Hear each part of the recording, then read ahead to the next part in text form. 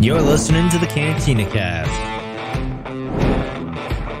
your home for thought-provoking Star Wars talk.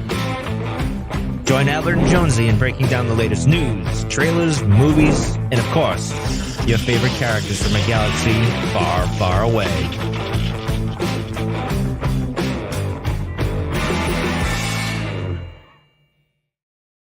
Hello, everyone, and welcome to the Cantina Cast. My name is Albert Padilla, and this is episode 406, Jedi's End.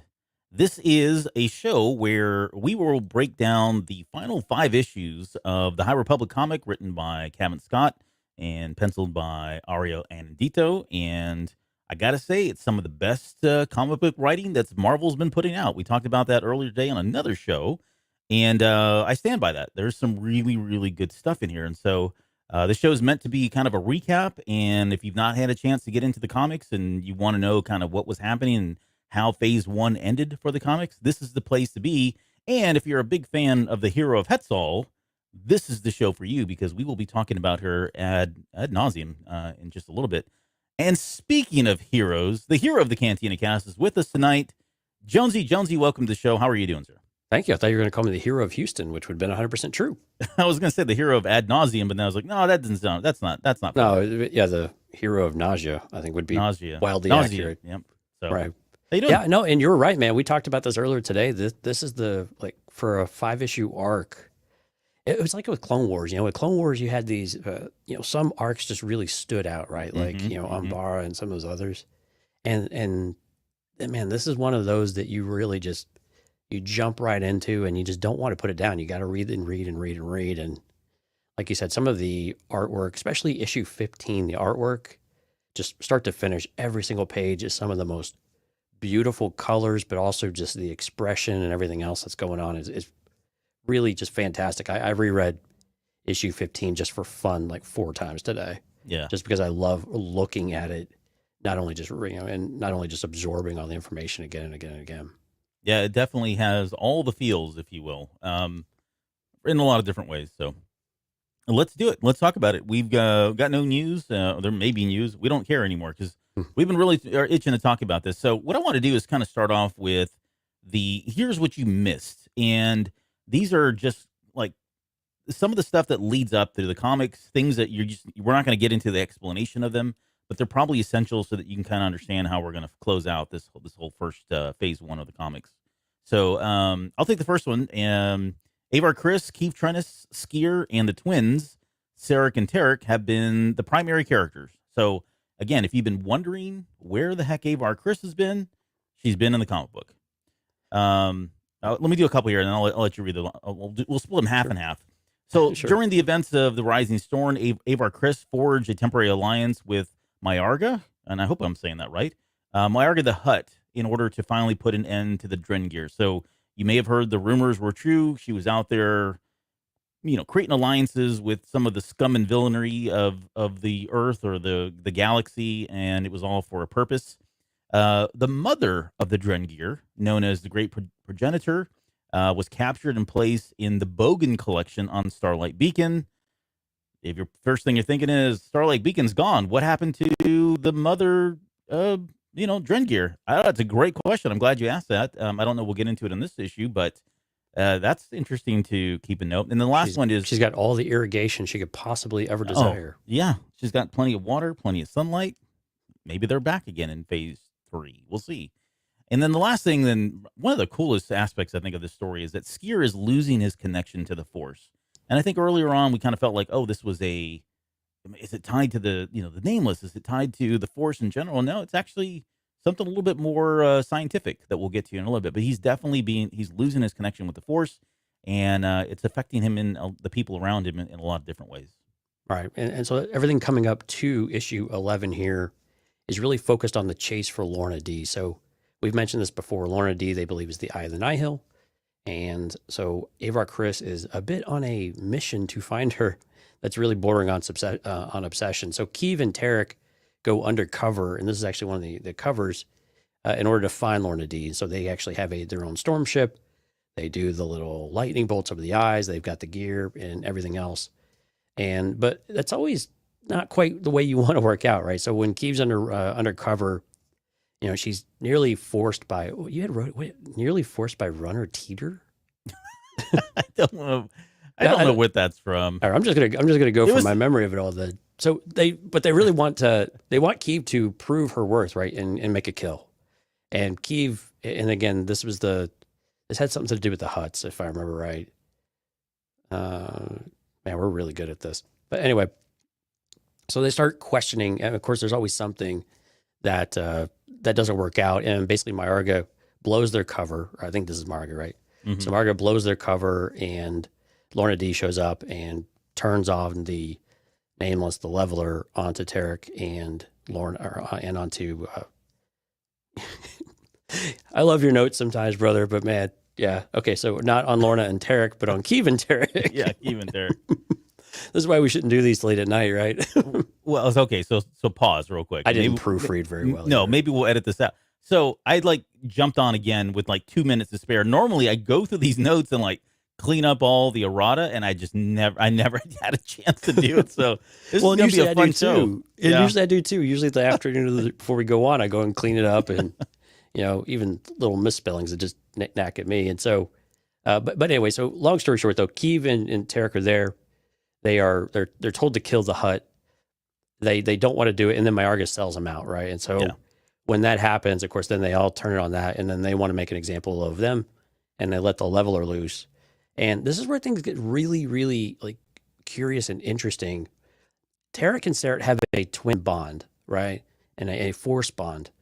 And Tarek and Seret are nowhere near each other when this happens, but their connection is so strong, and they're a they, right? I mean, they don't use the individual tense. They don't say I or me. It's always we. Mm-hmm. And so you always have to speak about them as a couple, basically. And the way that the Leveler was working against Tarek was actually affecting Seret on the Ataraxia, even though they're some insane distance apart. Yeah, they're really far apart, and they're still doing it. Of course, Keeve is just going crazy, right? She's everything we've read in the books and everything else of the experience the Jedi have with when the Leveler is in spades. I mean, she's tripping out, she's crying, she's freaking out.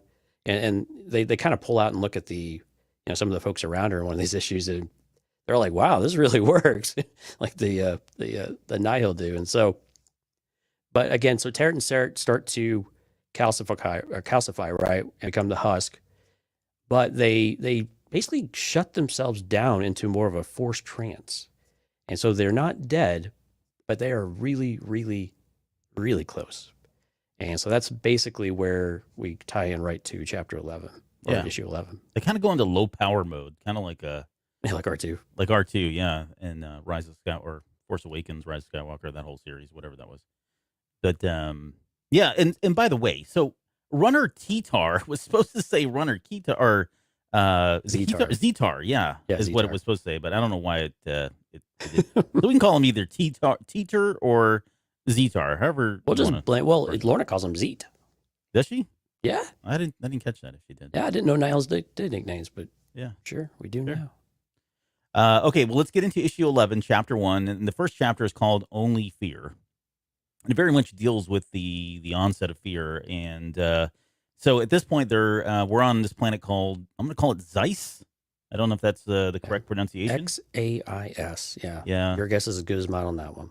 So gas planet in the Outer Rim, and we get to see the effects of the Leveler. And this is we've talked about, when you read the book and you hear about the Leveler, and you kind of you're in the perspective of what they're going through and what they can't do and that sort of thing.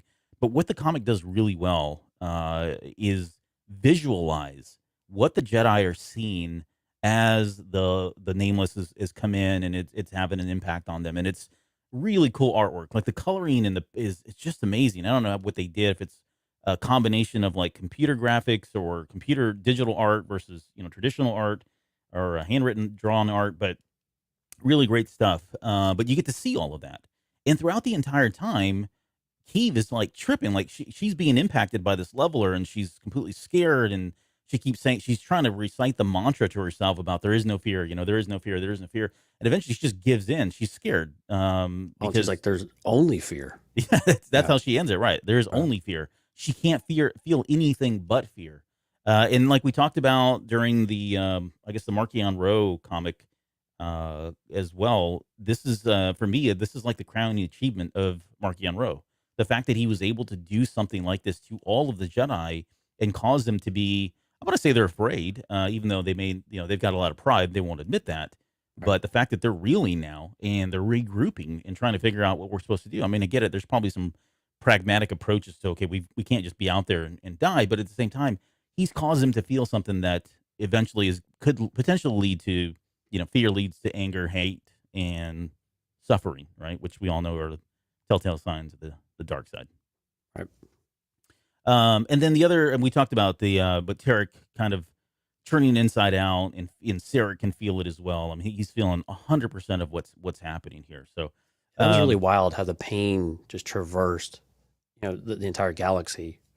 And what they were able to do is they were actually able to trace that with that twin bond. They were actually able to trace that in order to find Keeve and Tarek, because they didn't know where they were at. They knew they were on a special mission to find Lourna and infiltrate, but without that bond, it simultaneously hurt them but saved them at the same time. Yeah. There was the next moment here. I mean, Keeve was. I mean, she's been pretty much a badass the entire time. Yeah. And like all the other Jedi, it feels like I would be interested to see how Yoda reacts to this thing, if it has the same impact, right?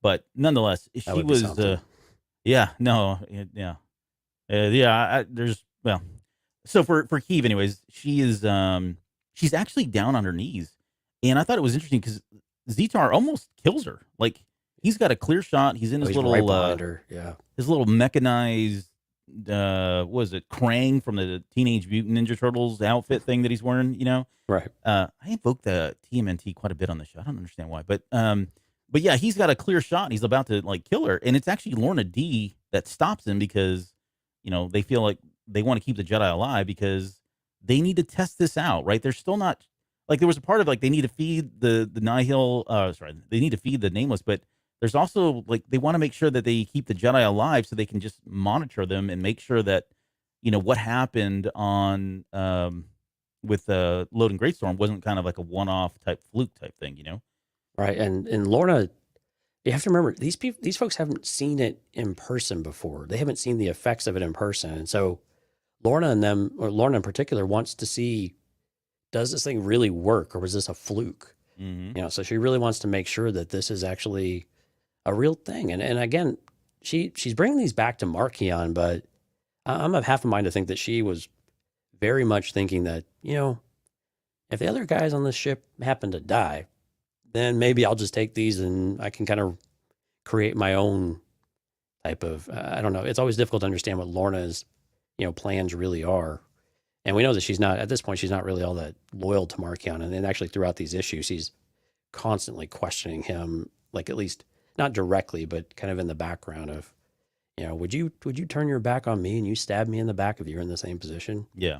Well, that's a dumb question. Yeah, you would. Yeah. Yeah, and I think she knows the answer. I mean, she's well, no, that was her doesn't- answer. That was her answer, basically. Oh, right. Yeah, she answered her own Right. question. Right. Yeah, there's no loss of love there between those two at this point, given everything that's happened. Okay, so and then this was a part where I was like, oh wow, like again, like in the books, the Nihil are so elusive, right? They come in, they hit and run, and we're always chasing them. But we really can't find them. But in the comics, they're right on the tail, like, and more so here, you've got Sarek, the twin, who's feeling the pains of Tarek, who's being affected by the Nameless, and he basically jumps in the ship and like churns that ship around, and through his bond, right, being able to know where his brother is at any time, starts heading out to the Nihil area, like where they all are. So he takes the ship, turns him around there. He pretty much has gone crazy at this point also. So he's using that presence to kind of guide him to where the Nihil are. Right. And then kind of, and I want to skip ahead just a couple things, but we get to like with Avar, especially right now, and this is going to change in just a little bit. She's still like on this whole don't kill anybody and only attack, if they attack first and that sort of thing. And we talked about this on another show. I forget which one it was, about I guess the nobleness of them, right? And wanting them to preserve life at any cost. And I don't know if that's really the best approach for Jedi to take. I mean, I get it, right? But it doesn't always work out very well for them during this time. Right. And it was, but this was also very specific, I think, for Sskeer in particular, because I think while we talked about how he's losing his connection to the Force, what we have seen in the very early days of the comic of this series was that Sskeer would all of a sudden rage out and massacre, the beings, Nihil or whoever it might be, just impromptu. It didn't make any sense, and so that's been part of why she's really keeping a close eye on him, and he's a loaded cannon, a loaded gun at this point, and they're very concerned about him even being on missions in general at this point. But so I kind of think that comment was, while still I agree with you entirely, I think it was still very much catered towards Sskeer, and he's a great listener. Well, she makes two comments. She tells Sskeer explicitly not to kill anybody, but before they get off the ship, she turns around to that, I don't know what it is, like a rat fox looking character. I forget it was. Is it Noon? Neuron. Yeah. Nooran. Oh, and actually, the real name's like this long. Yeah. It's ridiculous. But she turns to them before she gets off the ship, and she's like, don't kill anybody with that unless it's defense. And they're like, yes, ma'am. And then she leaves, and then she gets in Skeer's face and like, look, dude, you need to, talking about. I'm looking at you. Stop. You keep going. You're off. You're completely off the handle at this point. You're reckless, and there's something wrong about you. And I think most of the Jedi too are kind of skeptical of Sskeer at this point because he has done some really questionable things, and he's a Trandoshan, right? Like, yeah, he's physically he's a little imposing. edgy. Well, and the Lourna has seen what he can do too. Again, in an earlier material where he just ripped apart Nihil right in front of her. Yeah, it was a Tempest Runner. Yeah, there you go. Yeah, Tempest Runner. That's right. Yeah. So yeah, she's seen it, and I would say she wants no part of it. She's intimidated. Yeah, I think she's. Yeah. I wouldn't say she's scared, but she knows and seen what that guy's done. Yeah, I think that's the one Jedi where she is actually, she will measure her aggressiveness very carefully because he's just a wild card. Yeah, and she can't play on the ideals that he'll pull up or that he'll stop or he'll stop short because she's seen it, and B, he's terrorizing to look at and have breathing down your face. Yeah, and so, like Jonesy said, he's a pretty good listener. He ends up like blowing a ship out of the sky, and then he sends his lightsaber swirling across the room, killing like 8 people in cold blood. Right. Pretty awesome. Yeah. Yeah. No, it was really cool stuff what he was doing. Which, yeah. I mean, this is a character I really wish would make the jump as much as Keeve would, and Avar would make the jump back to the novels. I would like to kind of get more from them. I mean, don't get me wrong. I'm enjoying the heck out of them in the comic books, but these are such good characters that I feel like people are not connecting with them because they're just not picking up the comics and reading them, which is a shame because that guy is deep. Yeah. Yeah. So anyways, that's what Sskeer does. And then he goes into he gets confronted with Zetar in his little robot suit. And I think he does he cut him in half? He does. He cuts the suit in half. That's the suit in half. Yeah. He's okay. Yeah. So he's fine because this guy's, I don't know, Zetar is like what, 2 feet tall? I don't pull up the gonk droid and give me a measurement. Yeah, I don't know where that is right now, but about the same height. He's pretty tiny. But like I said, he's like a Krang. He's sitting in that thing. So so his little robotic suit is gone, and this is when Lourna sees him and is like, "Okay, we got to get out of here. This guy's crazy. I don't want to mess with him." And she jumps and heads off into a ship to escape. And Keeve at this point then goes and recovers Tarek, who is almost a complete husk by now because he's been exposed to the Nameless for that long. And then it ends on a really cool moment where, and we've already seen this before in the High Republic, where Avar Kriss is using the Force to kind of hold Lourna Dee's ship, and she's pretty much straining the entire time to keep it. And this is, I think, where the cracks start to really kind of show for Avar Kriss, right? Later on, I referenced Lourna Dee as Avar Kriss's white whale, right? Back to the Moby Dick kind of comparison, right? Where she's starting to become very obsessed with this idea that hey, we've got to get, if we catch Lourna Dee, then Nihil are gone. Similar to in the Clone Wars, where it was like everything's on Dooku, right? If we can get to Dooku and shut him down, then this whole operation, the war's over at that point. Right. And Grievous as well, yeah. And Grievous, yeah. So, or maybe it was Grievous, I think, I misspoke. It was Grievous that they were after more than anybody. But nonetheless, the point is, this is the first moment where she started to become obsessed. You can see it in the artwork, right? You can see in her face and just how she's like devouting everything that she can, but she doesn't look at peace anymore. She's starting to look like there's anger creeping in, maybe channeling some of the Elzar man in her as well, to kind of keep Lourna Dee at bay there. But right, she starts cutting corners a bit, where she like you said, when Dee's trying to escape, she's like, no, this can't happen. Like, we are so close. And that's when you start making concessions with yourself, right? You start to make excuses of why you're going to behave some ways, because it's like, well, I may not have another chance at this. And she feels like, and again, she is so devout, follower of the Force, if you will. yeah. She just thinks that the Force will provide, but the Force isn't providing enough. And to the point where she's straining against the ship, and she's holding it, but she wants Keeve and Sskeer to help. And they're like, we need to get Tarek to the med bay, because he'll be fine. Or Sskeer can do that. Keeve, come help me. And Skeer's like, she's not in any condition, because Keeve was really in messed up shape. Like, she is in shock, like total shock after this whole event. And she's barely functioning. And, Avar's basically like, she's a Jedi. The Force will provide. I mean, it's bordering on almost like psychotic a little bit. Yeah. Of how in some of the images, like you were describing, like the strain on her face, they've got veins popping out of her head. I mean, it's really intense, really intense. Yep. Yeah. And there's a lot going on with her. I mean, like I said, we don't really get to see that from the novels, but she's dealing with the fact of, she was kind of thrust into this position of being the Marshal of Starlight Beacon. She's at odds. She's been at odds already, and she's going to be at greater odds here in just a little bit with even people like Stella and Geos, but just, right.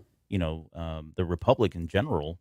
And, she feels like all the pressure that everybody is expecting her as the hero of Hetzal to go out there and suddenly track down Marchion Ro, put an end to the Nihil, right? So she's feeling all of this, and at the same time, things just aren't going her way. Like, they keep running into these setbacks, whether it's Keeve, or whether it's the levelers, or Sskeer going crazy, or, there's a lot more disaster here in just a little bit, but it's starting to, like I said, it's starting to really, the pressure's starting to build on her, and she is going to start to crack here very shortly. So let's get into the next issue 12, chapter 2, and this is called The Spirit of Disunity. It starts with kind of a quick flashback, where we learn, and this was kind of in, I guess it was in the Fallen Star as well, that they had actually taken Starlight Beacon and towed it out to the Irem system for, all the relief efforts after the big, what was it, the tsunami or whatever the heck happened there. Yeah. And which is interesting. Like, I had wondered about Starlight Beacon and whether or not it had, like, I think we had talked about whether it had like a hyperdrive of some sort. It does, but I just don't think they're ready yet. Oh, okay. Was that what it was? Got it. Yeah, okay. I think it's meant to be. I think it's meant to move itself, but it's just not quite there yet. Okay. Well, that makes sense. And this was some weird. What was it in that actually described all this, where they actually did the hyperspace towing? You saying in this High Republic? Yeah, I'm trying to remember what it was. Maybe it was in Eye of the Storm, actually. Well, no, I can't remember. Anyway, they actually do. It's like a weird hyperspace towing type of thing. Yeah. Crazy. But we do get that kind of a flashback, and that becomes a little bit, I guess it becomes significant later, only for like Oberlin, of all people, but right. maybe more on that later if we remember. So it's a little obscure, but and then we get Avar calls for help first. This is where you mentioned where she's calling for help, and then like there's nobody around. Like Sskeer he has no force abilities, right? Like you said, Keeve is in no state. She just suffered her first contact with the leveler at that point. And really the other Jedi, I mean, I don't know who she was looking for help from, but they didn't take a really large contingent force there. But that in itself is frustrating because she just can't hold that ship on her own. And so that allows Lourna Dee to get away. And I think this is where that obsession really, really starts for her. Absolutely. And I think it's one of those things where she feels like you said, everything's on her shoulders. And now she's starting to almost blame others that, if you were just more like this, or if you were just Mhm. helping me, if you would just make these decisions, if you just follow my directions. And I'm exaggerating a little bit, but you feel like it's just right below the surface with her that she's really close to just breaking that, breaking the skin on that, and to where she will just erupt. And we know later on she kind of does, right, with Stellan. And so it's just again, everything is mounting on her, and they're all exhausted. The Jedi haven't had to be in this position where they have, well, never fought like a year-long war effectively, right? Right. And they're all mentally exhausted, and they're a bit at odds as to what to do about it all, because they're starting to fracture a bit as to what they believe is the right thing to do, and who should be doing it. And then you got folks like Avar, who's deciding that, well, I need to be the one to go do this. And I think it's a lot of hubris on her part, because I think she actually believes that she is the greatest Jedi in the Order. I really, later on when we get Estella Maru, I really feel like that was what she was kind of trying to get at, and maybe Maru corroborated a little bit. But Well, I anyway, think people. I kind of feel like that's where she's going, though. Yeah, I know. I think people see her as that. Like, I mean, yeah. I mean, on one hand, she is the hero of Hetzal, but I think a lot of people do look up to her. I think they kind of talked a little bit about it in Light of the Jedi, but at the very end of this whole series, the last issue, when we get Keeve Trennis's perspective on Avar Kriss and just how much she looks up to her. Yeah. I mean, she can't. I mean, part of it is, yeah, she's an amazing Jedi, but at the same time, if you've got people constantly telling you that you are amazing, and then they look up to you, and I mean that is a lot of pressure, right? And how do you balance all of that? And if they weren't in a time of war, she's probably okay, right? But this is something that she's not used to, and it's just it's a number of fronts that are coming together that are really kind of weighing on her. I'm making excuses for my woman here, okay? Let's just be honest. No, right? no, I mean, but we saw it with Stellan too, right? And we have to question about whether or not she feels like she's ever had a choice.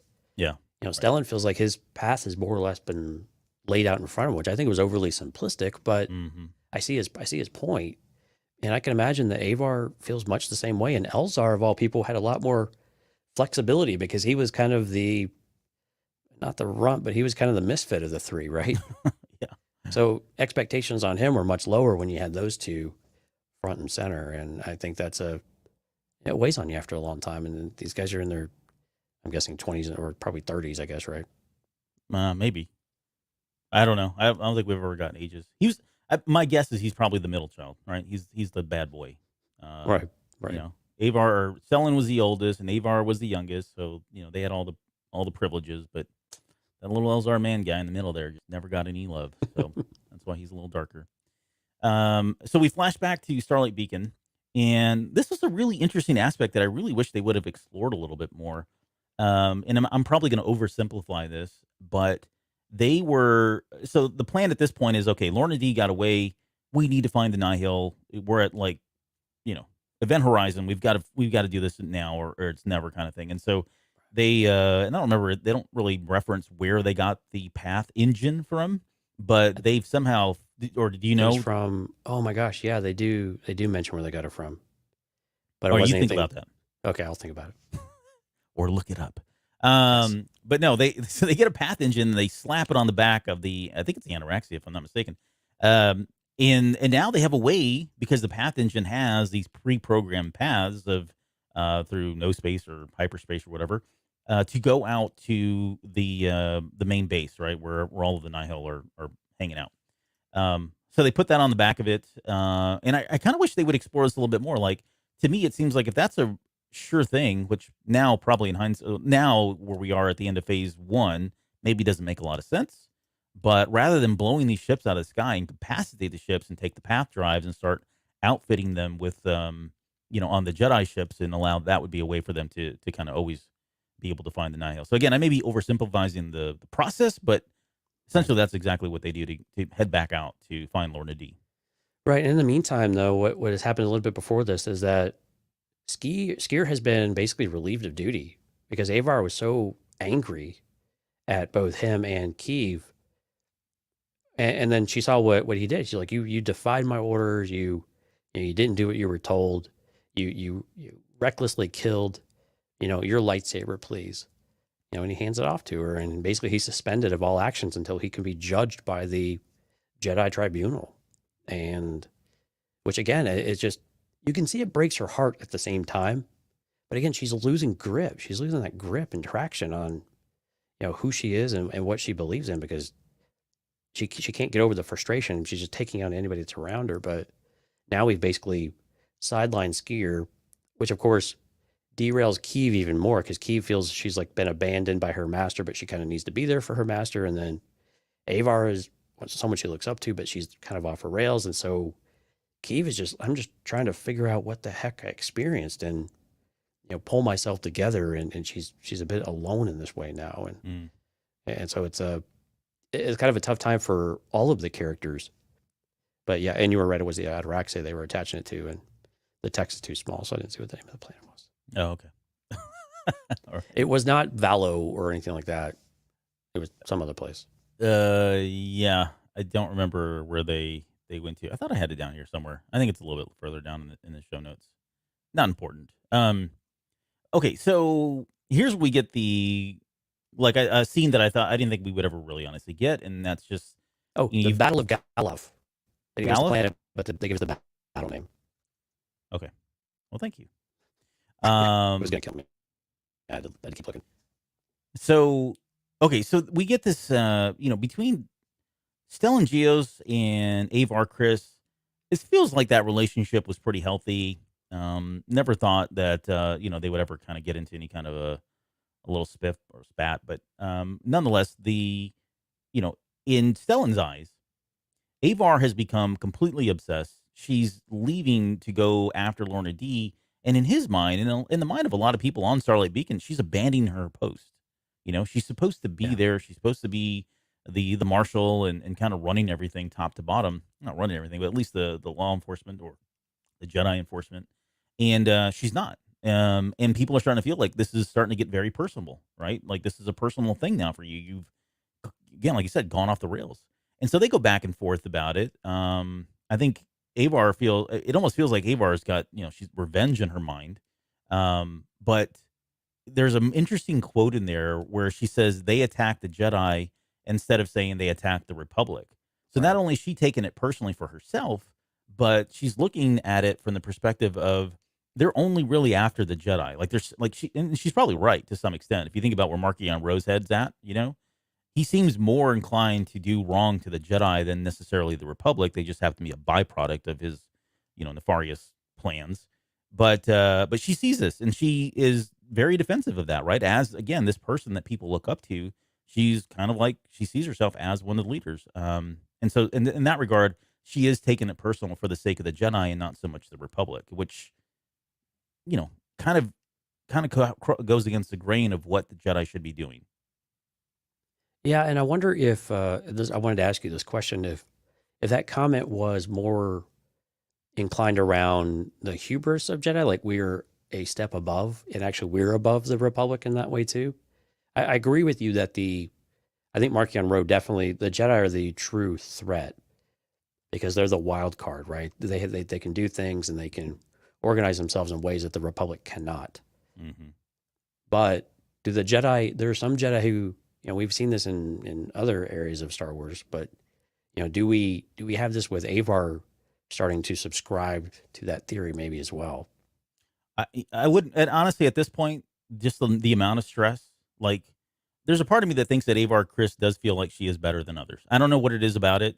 Maybe that's why I like her. That's why we like each other so much. But I thought it was because she was blonde. But okay. Well, that's another one too, right? I have a thing for blondes, but I think that's part of it. I think it definitely is. It's probably manifesting now more than ever because of the stress she's under as well. But the second part of that whole, without losing all of the context there, she does talk about the being spooked by the weapon, right? She knows that there's a weapon out there that affects Jedi as well. So in that regard, I think she's looking at it from, hey, the Republic can't defend themselves, and yeah, maybe there's a hint of because you're not good enough, but at the same time, someone needs to defend you guys, and it can't be us right now. It may not be able to be us because we are being targeted. We're being attacked. So, I Right. mean, her intentions are good, right? I don't think there's anything wrong with that, but she's definitely, she's definitely skewing that, JW, JW just brought it up right now. We're all the Republic, right? It's like all pigs are equal, but some pigs are more equal than others kind of thing from Animal Farm. Same type of scenario here. We're all the Republic, but some of us are more of the Republic than others. There you go. So thank you. And then he's gonna look at him. He can't get over Captain Bright here. Uh, That's a name I haven't heard in a while. from Light of the Jedi. Never forget, man. This guy is like I think he's got a Twitter account that he uses to, that's just like a dedicated Captain Bright memorial. So, all right. That's a deep cut. Okay. And then we get quickly on the twins. Now they're kind of in this, I guess they're like we talked about. Now they're both in this like hibernation trance where they're like half husk, half not a husk. Yeah, they're still physically there. They're not crumbling or anything like that. But yeah, they're both in this like hibernation stasis or something like that. Yeah. These guys are like, they must have like 9 lives or 18 since there's 2 of them, because it I'll tell feels you like what, every comic book they were like on the verge of death or on the brink of death, and it was just, and I thought, oh, they're done, they're gone. Nope, they're still, and even now they are still around. Yeah, the Drengir had their way with them for a while. Yeah, exactly. The Drengir have had their way with them. They've been through the Nameless now, and we joke about Sskeer being kind of like that puppet or dummy punching bag crash test dummy for Gavin Scott. It really is Tarek and Sarek more than anybody, but I think so. But yeah, they're kind of and it's the way they explained it is their mind is lost. Like they've got pulses, they're alive, but they're not there. Like they're completely spaced out because of what the trauma that they've gone through now, with the Nameless. Which I wonder if. No, go ahead. Oh yeah, if you were to look at them, or Avar, they look like they were dead. I mean, and Avar's like they are just barely there. But and again, what Sarah said before they actually passed out and all of that was that he was trying to describe it for them, and it wasn't like there was nothing. It was like there is void. Like there is just a void. There is nothing with the Nameless, and that freaks them out. I mean, if you're afraid of the dark, imagine like being awake, but you are completely in the dark and something is feeding on you. Yeah. I mean, that's just kind of how it is without the Force there. And then you feel, especially with this weird twin bond they have, that was not intentional twin, sorry. But this, the twin bond is it just exacerbates that whole experience, that feeling that they have. And I just like the word choice with void, because that's very much what's left, because there's no presence in the Force. We learned that from the Trail of Shadows. Mm-hmm. There's not even a midichlorian count left. Oh, look at that. Invoking the midichlorians, the middies. Yeah, there's no M count. There's no M count. Okay, so a very interesting development now. So Stella Maru, we talked about him earlier, who is, for anybody that doesn't know, because really hasn't been in the books much either, he's kind of like he's like the operations guy on Starlight Beacon from the Jedi perspective. So he's kind of running everything. He's central command, if you will. But he's kind of an overwatcher. Like he watches everyone and kind of cares for everybody as well. But he approaches Keeve at this point is like, hey, I don't know about her. Like, she's going off the rails, like we said. Let me just read the quote. It says, "I fear she is allowing her emotions to govern her path. First, her anger that she was kept from Valo, and now this. She is not listening to any of us. She is not listening to the Force." So you've got somebody who is, again, feels the weight and the burden and the responsibility of what happened at Valo and not being a part of that, especially coming off the high and how she was able to contribute during the great disaster, right? Then she's obsessed with Lourna Dee, and Lourna Dee literally slipping through her fingers there. And Maru's like, hey, this is, she's not listening to us. She's not listening to the Force. She's pretty much on her own at this point. And so, of all people, he tags Keeve Trennis, who's still very young, right? Perspectively here, to go and start watching over Avar Kriss, because he's worried that she's going to cross the path and potentially do something horribly wrong. And so this is his check and balance for her. Right. I mean, and I think it's not a bad move. When I thought about it initially, I was like, why would they give it to someone so young? But I think there's kind of two reasons for that. Is one, Keeve is not, she's not a rollover. I mean, she's got skills and she's legit. I mean, she's good. She's like Vernestra Rowe, but with more experience good, right? Yeah. But I think the other thing though is that sometimes you need, when you're a master, I mean, this was the other rebel. Okay, well, she's just a knight, a relatively young knight, with a seasoned Jedi master. Sometimes the teacher needs that perspective that the student gives. I mean, this has come up time and time again, right? From Last Jedi to, to everything we've seen in High Republic and in a number of other places. And so sometimes you need that perspective to be brought back onto you. And it's not necessarily that naive perspective that you see the world through the eyes of a child type of thing, but it's more sometimes they remember the lines a little bit better than we will, because after we've been, our experiences and everything start to erode our sense of how far we're willing to go. And while Keeve, I think, understands that, at the same time, she can also bring that back for Avar potentially.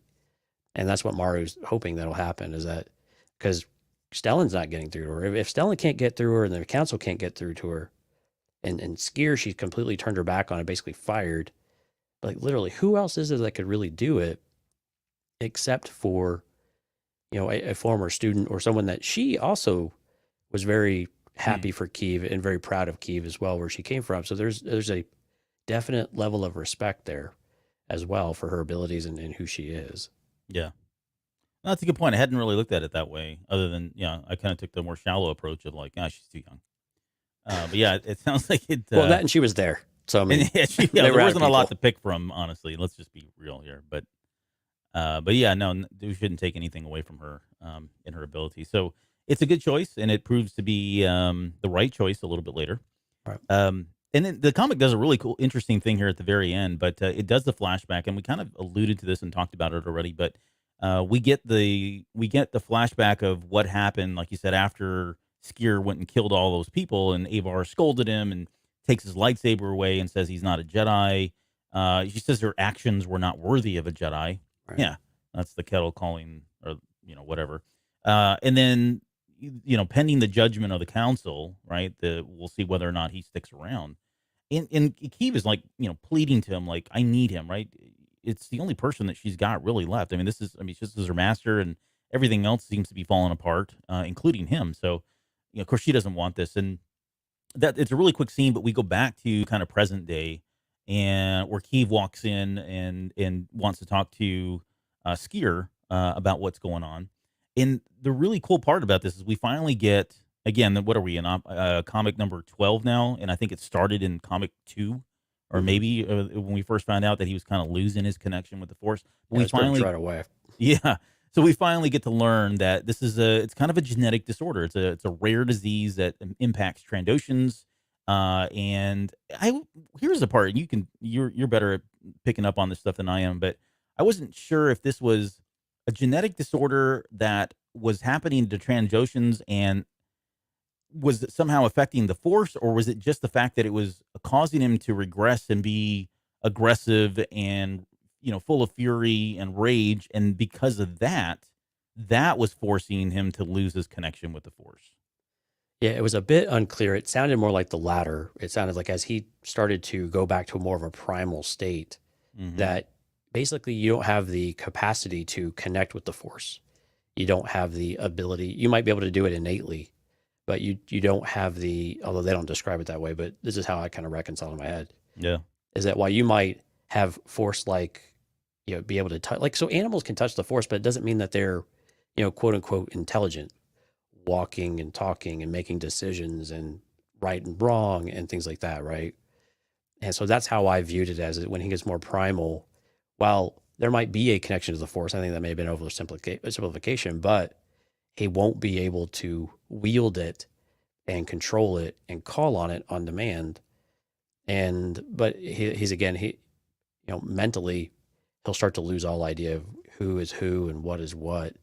It's almost like having Alzheimer's to an extent, but also going back to more of a feral, type of being. And you're right, because I just found it, actually. I didn't even catch this. It says my mind has been my mind has subconsciously Well done. has been subconsciously dealing with the condition, but the effort required. And then Keeve finishes his sentence by saying, has left you unable to connect to the Force. Yeah. So it's like you said, that condition is impacting his ability to kind of control and rationalize the Force. And it's, he's kind of he's a risk at this point, and that's how he sees himself. So he's almost thinking this is kind of maybe this is all for the better, that I don't do this because I'm putting you at risk and everybody else at risk at this point. But again, she makes a plea for him. This is not what I need. Yeah, I need my master. I need someone that you are a Jedi. Be a Jedi. I mean, this is where Keeve is like, I'm not the grown up around here. Why am I having to be the grown up around here to all you people? Mm-hmm. So all of a sudden she's having to take this leadership role with people that were her mentors and teachers, and she's just beside herself. She's like, what is going on? Like, who are these people now? And it's just everything is upside down. Yeah. And that it sticks because I mean she pretty much calls him out and says, you are a Jedi and can't believe, it's almost like, I guess my father truly is dead kind of moment, right? It was that backhand Luke kids. Skywalker kick to the nuts kind of comment. And it works because later on they're getting ready to take off, and guess who shows up? It's Sskeer, and he's all in his, he's got his Jedi garb on, his regalia and everything. Yeah, looking all.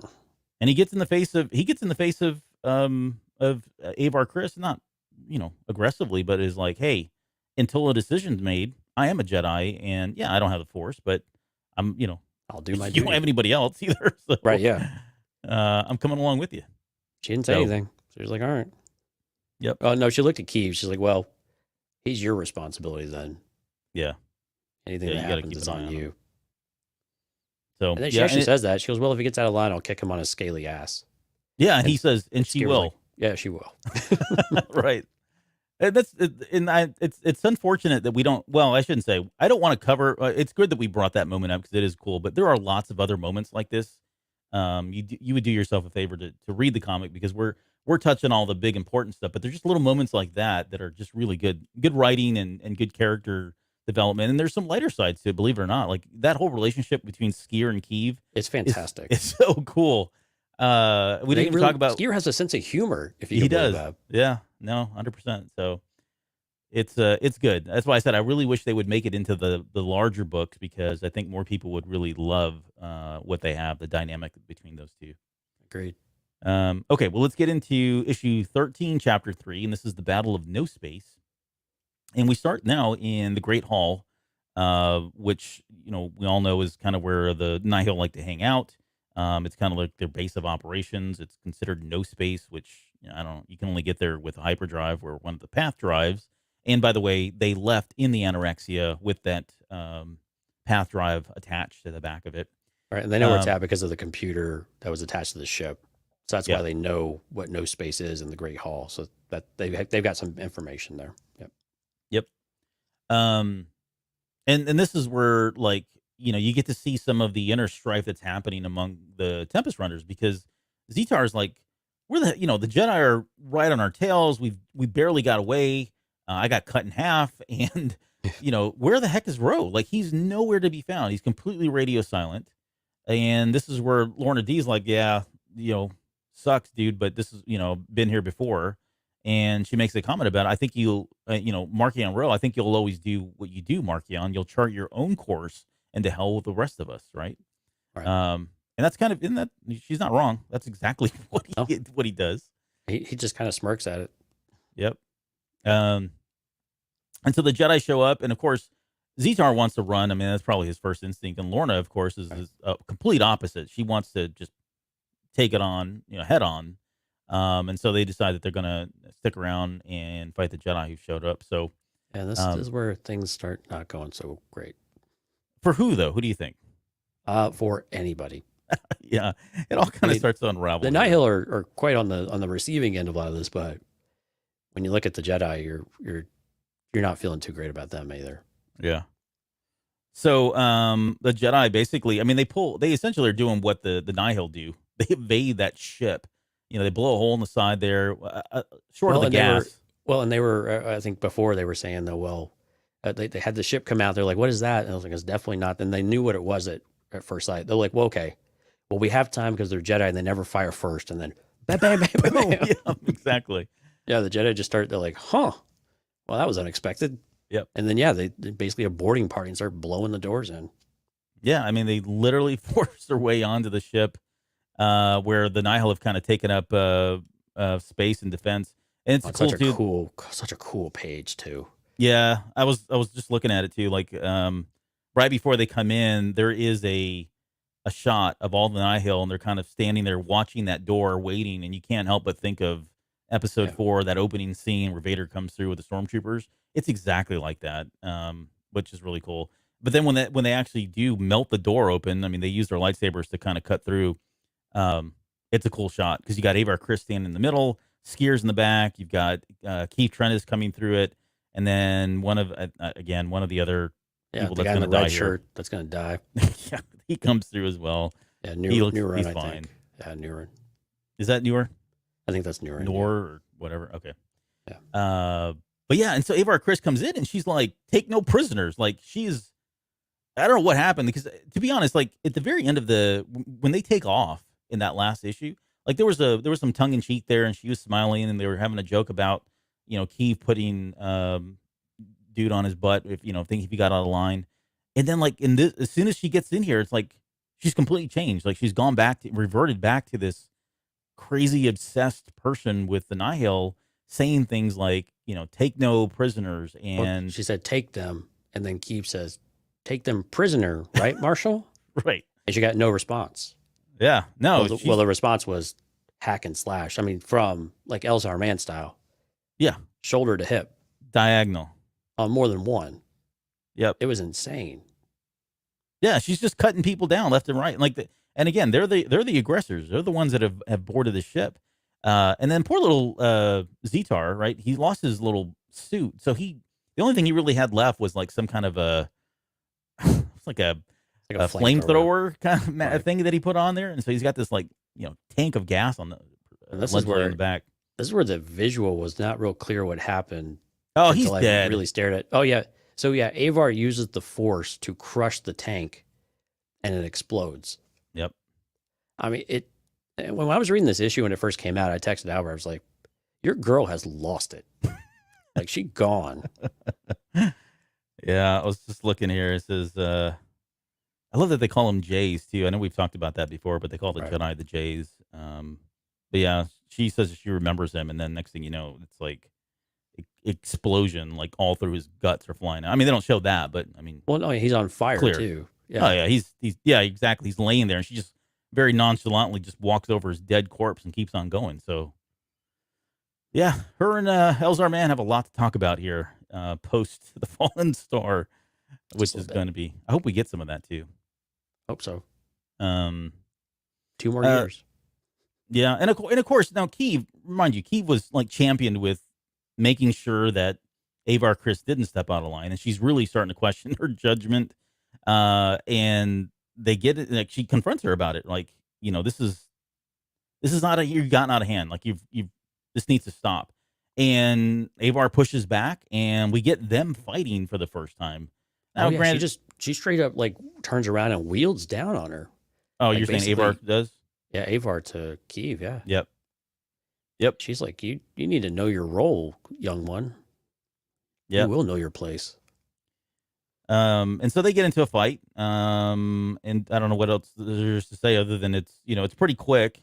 They do lock lightsabers, and then of course they're talking, and she's really kind of being the voice of reason, the voice of she's Keeve being the voice of reason, being the voice of conscience, and Avar Kriss really doesn't want any of it. But she does best her in combat. Like she ends up doing like a force push.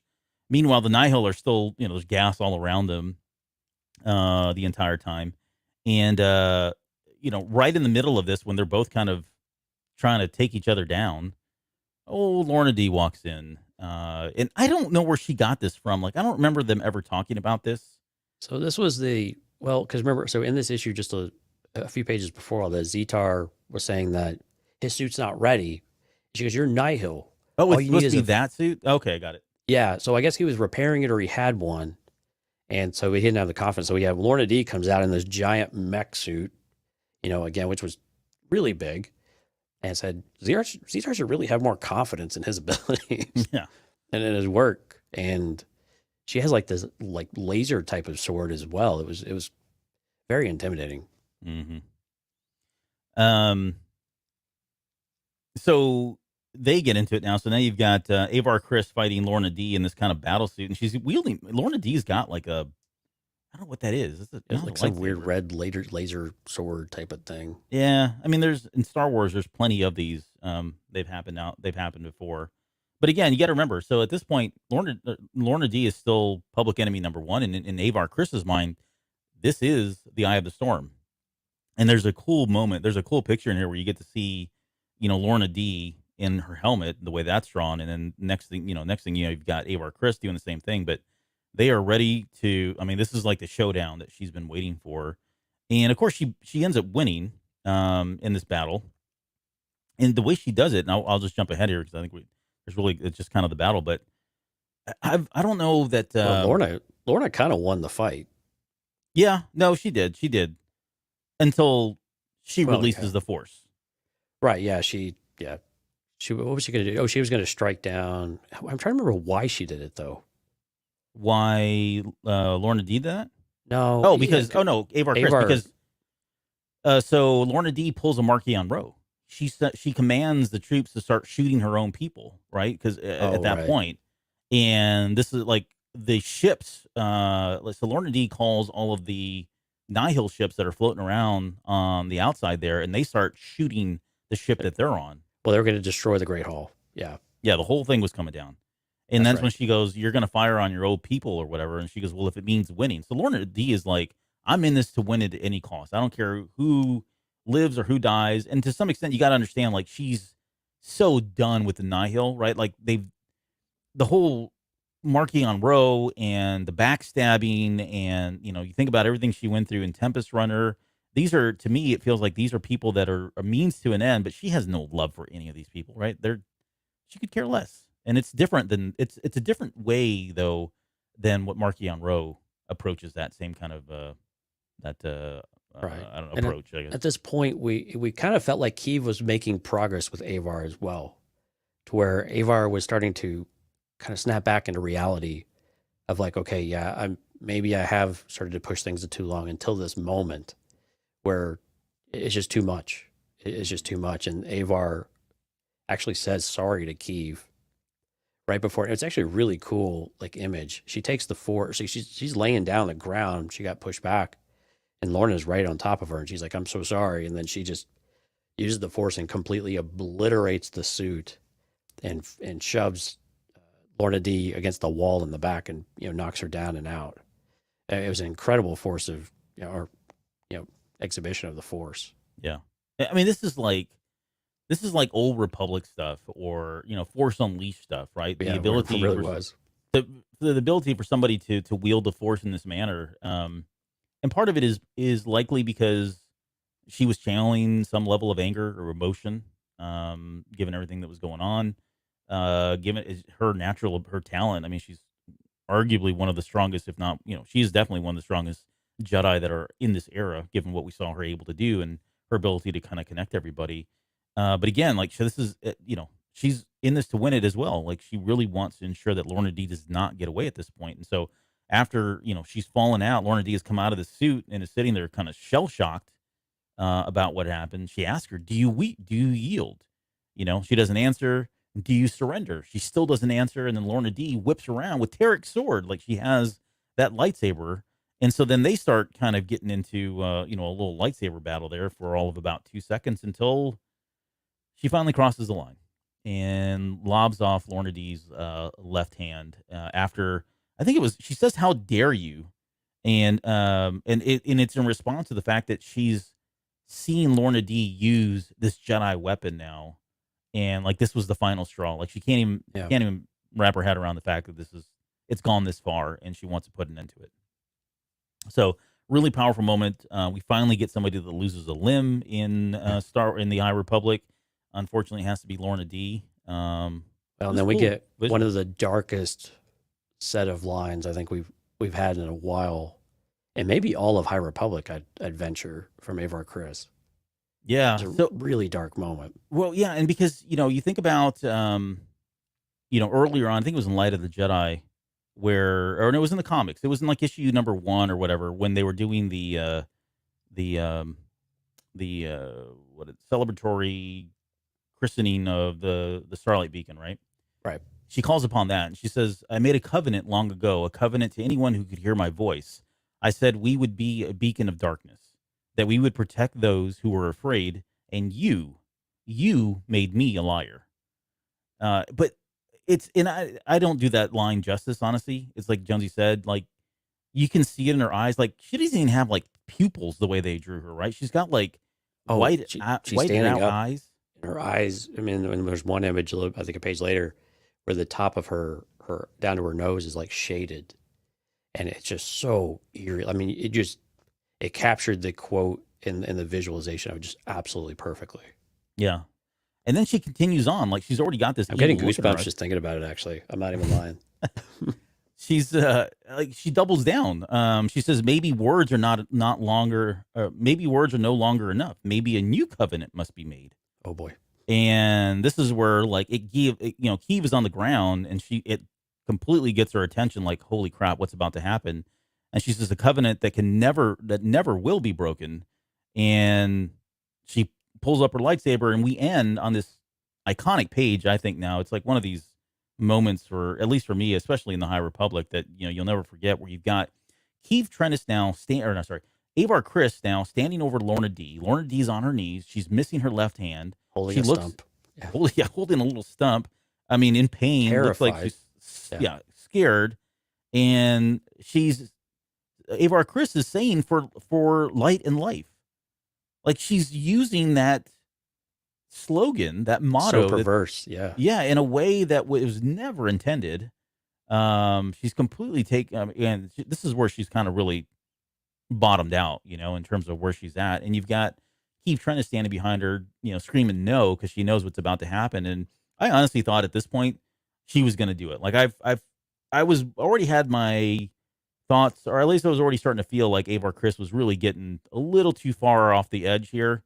But when I saw this one, I mean, this was the longest 30 days to wait to see if she actually did it. So, And this was the moment that I was hooked, like with this arc, because they were actually going down this path where, I mean, there's no return if this happens.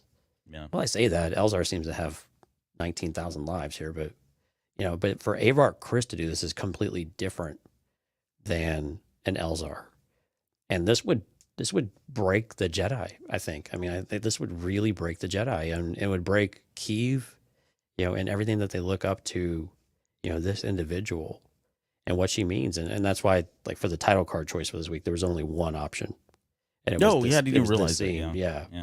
Because I mean, it's just the intensity of it is just incredible, because you're like, there's just no way she can do this, right?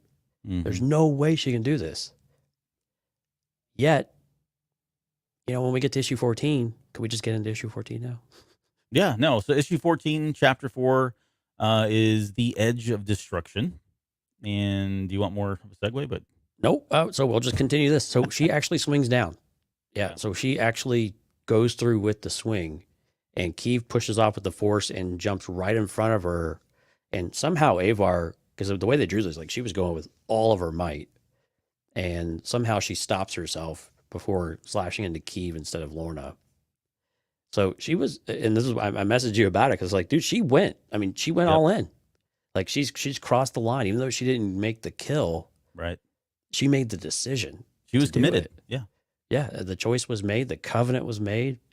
I mean, and Keeve, even if Keeve would have taken the hit instead of Lourna, it would have, I mean, she had to save Avar from herself in this situation. But I was just beside myself. I was like, there's no way. I was like, is she going to do it? She's got to do it.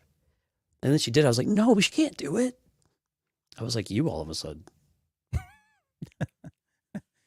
Yeah. It was, because you told me she wasn't going to do it. You're like, nah, she'll be all right. We're not talking right now, but it's going to be fine. Yeah. I didn't think she would do it. It wasn't fine. Yeah, I didn't think she would do it. I thought that she would come to her senses or something else would happen. But it's sad that it took Keeve Trennis almost sacrificing her own life for Lourna Dee of all people, right? I mean, Yeah. to kind of wake her up. And in that moment when she stops, there's a really like a cool close up on her eyes, and you can see she's got like tears in her eyes, like her eyes are watering because she's just so emotional and so angry. And again, it all kind of led up to this moment. So Right. really good stuff that she's going to have to contend with here, going into phase 3 for sure. This comic also opens up with kind of a quick flashback, and we won't spend a whole lot of time on this one, but just so that Sskeer is out there, and Newell or whatever that dude's name is, he's about to die here soon. Goonral is another one. He's another Jedi that's out there, but they're all kind of fighting the Nihil off. But I guess the big takeaway here is they're all still trying to keep the Nihil alive. There's a moment there where the Nihil almost get jettisoned out into space, and they stop them from going out into space, and the Nihil are like, why did you save our lives? Like, this doesn't make any sense. We were just trying to kill you. And the answer is because we're Jedi. We strive for life, never death. So even up until this moment, they're still trying to be take the high road with everything else that's going on. Right.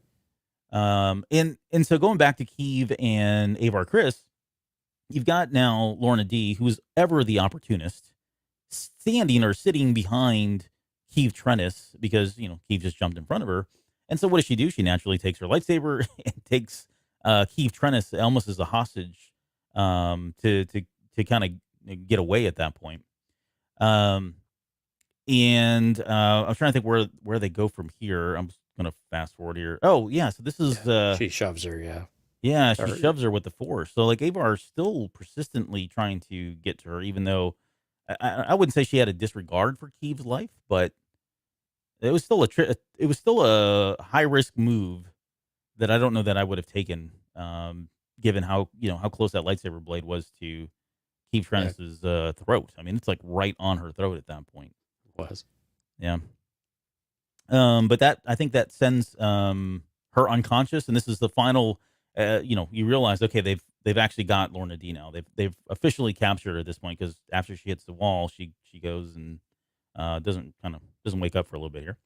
There was a cool moment too where they were talking, and this has come up before, where Lourna Dee is talking to Avar Kriss about, the Jedi's weakness in this time at this point is the mercy, whereas Avar Kriss sees it as a strength.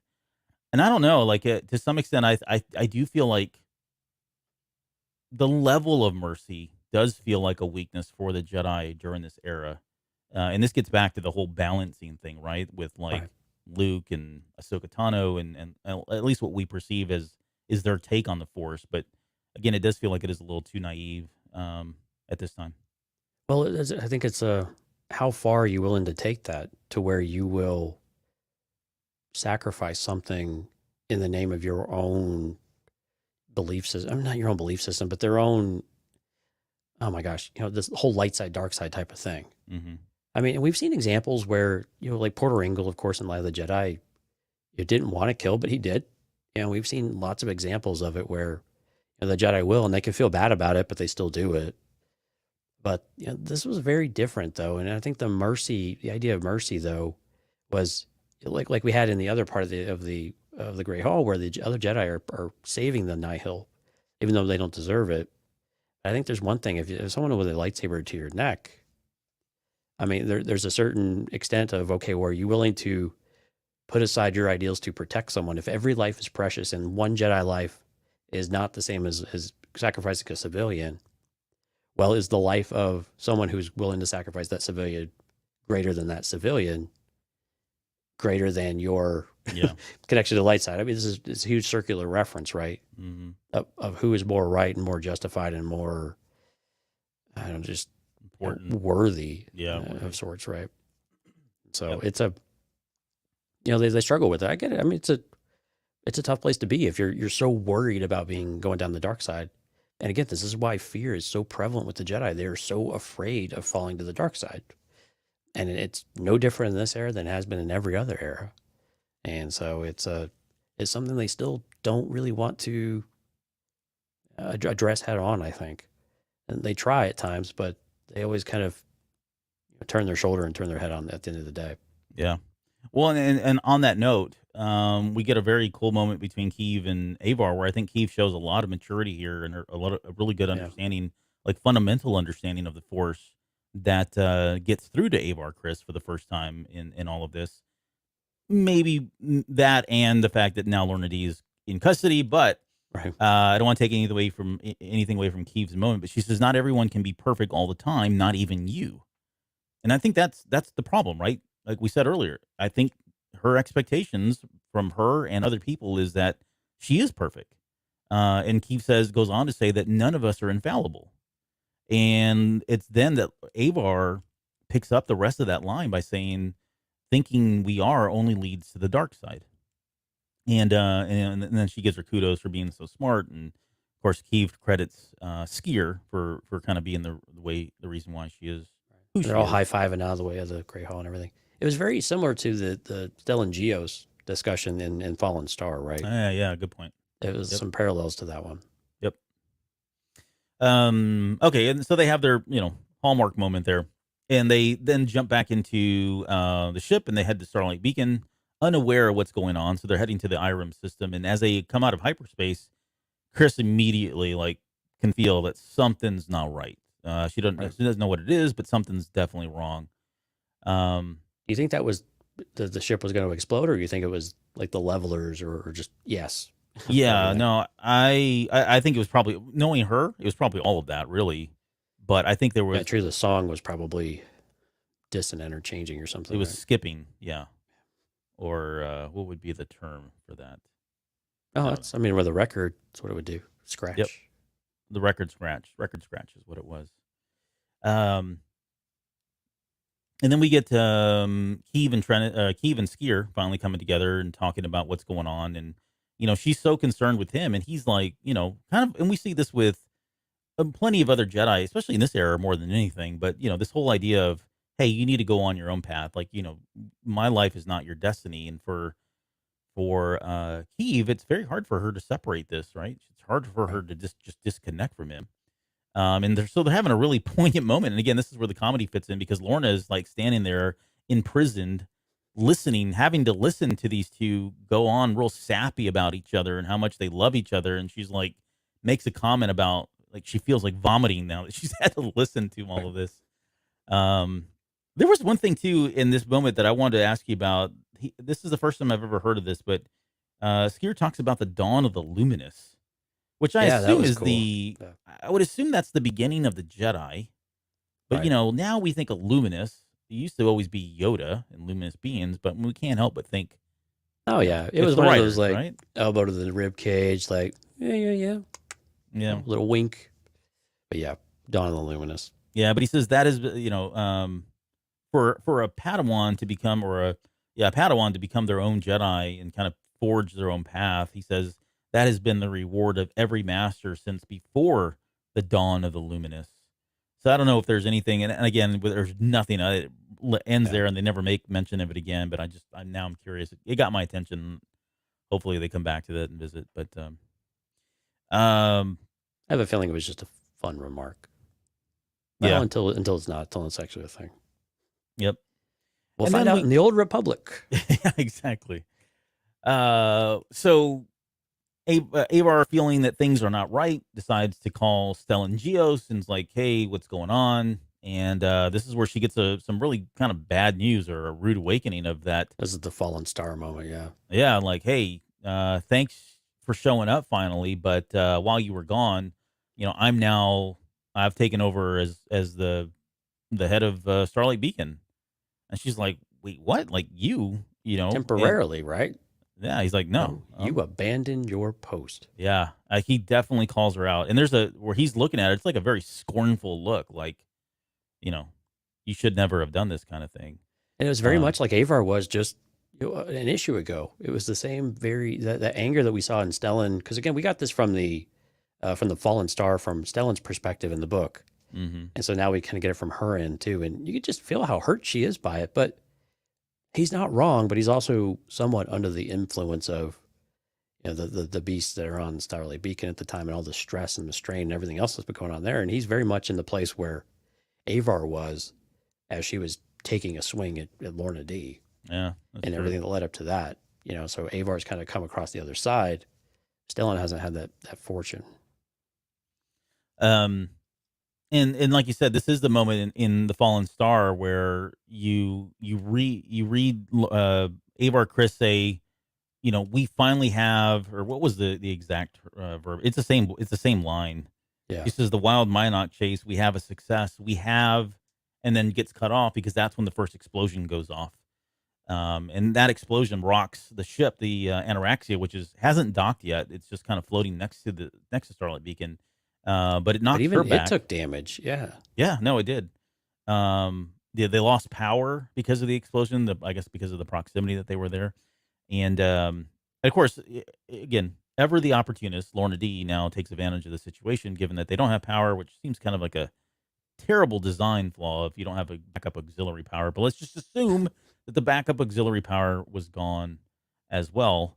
And we also learn now, so now they're starting to witness at this point, everybody in the anorexia can see that Starlight Beacon is starting to fall. And their whole mindset at this point is we got to dock and try to get people off that because they can tell this is not going to go well. And as they get closer to finally docking, there's a great disturbance in the force. They successfully dock, they get off the ship, and they head into Starlight Beacon, and immediately they start to feel very, very sick. So they're feeling the effects of the levelers and the amount of, I don't even know. Did we ever talk about how many levelers there were? We assumed there were we've definitely more than speculated, but one, but yeah, it seems like at least there were 3 or more. well, because he also says like Marquis on Row, and I don't remember if it's in the next issue or not, but he calls it a legion. Do you remember him using that term? No, Keeve does Is in it this Keeve? issue. Yeah. Okay. She says that, before they were just 1, but now they are legion. Yeah, so I don't, I think Legion, I think like hundreds, but I know it's Right. not that many. I'm guessing there are at least 3 on Starlight, if not more in those packs. Mm-hmm. But I think there are at least 3 because we've got 3 different locations. We know that there was one stalking Stellan. We know there was one here with her and Sskeer. Sskeer. Wow. Yeah, I'm shipping everybody. I'm Lauren now. Yep. And then there was one with, crumbs. Who is the other one that, the one that from the Trail of Shadows with Cian and Emmerich. Mm-hmm. So we know there are at least 3, but there might be more. Yeah. There's a lot of them for sure. But and prior to this, I kind of jumped ahead, but what they were doing is they were making their way through the ship, trying to find people to help evacuate. Yeah, they extended a docking tube to try to help. Yeah. Yeah. And they sure came across a bunch. Yeah, they did. And so like immediately they all start getting sick, and Keeve is like, no, not again. This is all happening. And poor Sskeer, like he's not affected by this, because he doesn't have a connection with the Force. And it ends on this panel, which is pretty gruesome, where you've got this image of Sskeer and I believe that's supposed to be Avar Chris. If not, no, it's Keeve Trennis, I think, through Avar's eyes. But she sees him as the like demonic looking people because of the impact of the leveler and what it's doing to her. So right. And so she knows that it's Keeve, but she thinks Sskeer is this beast, and so she starts freaking out. mm-hmm. Yeah. And we end right there, that they realize that the beast is on Starlight Beacon, where they just landed. And then let's get into the last one, because this last one is like probably my favorite. I know it's probably not fair to say, but there's so many great moments in this comic book. I cannot talk about them enough. The artwork in this issue from start to finish is without a doubt the best artwork I've seen, like holistically in a comic in quite a while. Yeah, he poured everything into this comic. It was incredible. Like the pose of Sskeer, and man, just this was amazing. Yep. Okay, so we definitely see the toll that the levelers are taking again on Keeve Trennis. We get more of the trippy images, and we understand that they're feeding on the Force. There's that one image, and I don't have it up. We don't have any of the images up, but the one where it's like Keeve is seeing her reflection, but it looks like this, demonic looking thing that's just kind of hovering over her and scaring the living crap out of her. Really, I think that was back in issue 11 or something, wasn't it? where it's like got it wrapped. It's like wrapped around her. Yeah, it's And that same like image. face to face. Yeah. Yep.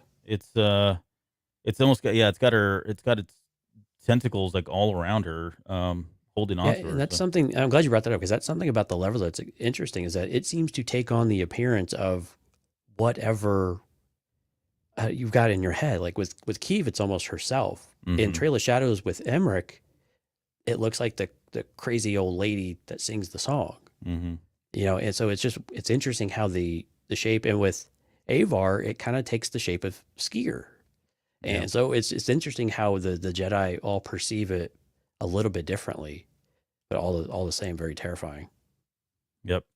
And I was going to say something else about that, but in the tentacles, I need to go back and look to see now if there were other examples of that. We know what this looks like now. If you've read or Eye of the Storm Part 2, you can kind of see at the very end. But we talked about this as it kind of looks like a mind flayer. If you've ever seen that, where it's got and it where its mouth is, are just a whole bunch of little tentacles, and it looks like it walks on all four and that sort of thing. But this is the first time I think I've ever seen it kind of show those tentacles in the imagery that Keeve Trennis is seeing. And it suddenly stops. She's saved by Sskeer at this point because Sskeer comes through and puts a lightsaber right through this thing. So he's killed one of these things. I think he said he scared it away. Did he? It looked like he killed it, but he said he just scared it away. Oh, maybe maybe they're tougher than we think.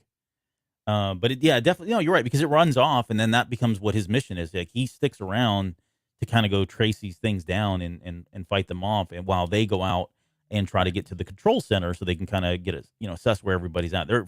They're trying to Keeve and Avar are really trying to get to Estelle Maru at this point to see who all is still alive up there where the Jedi sit. This is the Jedi Tower piece of it all. Right, and of course here comes the meaning of why Sskeer was given this condition, was for this moment to where he wouldn't be affected by these, that he could hold them off and defend them while they go take care of the more important mission. Yeah. And then he says goodbye to her, which, we can talk about or speculate on what his ultimate fate is. But, he says that he'll see Keeve again. And then he says the Force is with me now and forever. And it's funny because technically the Force is not with him. It's probably more of a spiritual thing at this point. Right. Oh, and by the way, we forgot to mention, poor little Jedi Noor is turned to a husk in this. Yeah, he did not live. Nope. He was barely known and will be barely missed. Yeah. Yeah, he was one of those characters like, yeah, you're gonna die, dude. So yeah, he did not make it. Well, and Keeve didn't go completely unscathed either, because she's got the ash on her face, so she was definitely feeling the effects of it too. Yeah, like she's actually got cracks in her skin. Yeah. So similar to what like Tarek and Sarek went through as well, or technically are still going through at this point, anyways, until they get saved a little bit later. Spoilers. And then we cut back over, and this is a very quick moment. We don't really get. I really wish I was hoping we'd get more Oberlin, just because I really enjoyed his time with us in the Rising Storm. But they're still trying to get the evacuees off the ship and get out of there. And so we talked about this too, where at one point Oberlin has this idea, is like, why don't we just use the tracker beam to kind of stabilize the ship from splitting in two, because he's concerned that this ship is going to split in two at some point. Right. It should have already, by all accounts, it already should have. Right? Yeah, right. It should have already split. He's not really sure why, but there's probably something we can do here. But the Nihil, right? We've just to kind of come back to it. Remember, they lost power, and so the Nihil have been running around amok on the Anaxia, and so they end up they overtake the Jedi there. So I think it's what do I said his name again? This guy Jedi Gunral Moonshi. He bites it. It was very similar to Empire Strikes Back, where the Imperial forces have entered the base. The Imperial forces have kind of thing. The poor sap dies. But Oberlin, and I know I'm jumping ahead, but I want to talk about this because I know he has a place in your heart. He's got a place in my heart. He's goo. So do you think Right. he's dead? Because I still don't understand Wait, like hold on. the Tell people what happened. physiology. All right, so let's give a quick recap. Orbelin is the archivist, and he Yeah. has this green gelatinous something. So he wears a kind of like an astronaut spacesuit to keep him all contained and of shape. And then Lourna Dee comes in, and as he's continually trying to figure out what to do, just puts a blaster right through his helmet. I mean, literally right through the front of his helmet, and you could see the body with goo kind of dripping around everywhere. Okay, now that we've given some context, Yeah. Sure. is he I just dead jump or- right into it. I'm struggling to think that he's dead. Maybe he is at this point. Maybe it's a moot point because I'm trying to remember now where the anorexia is, because to be honest, I think that just goes down because Lourna, Avar Chris gets away on a escape pod.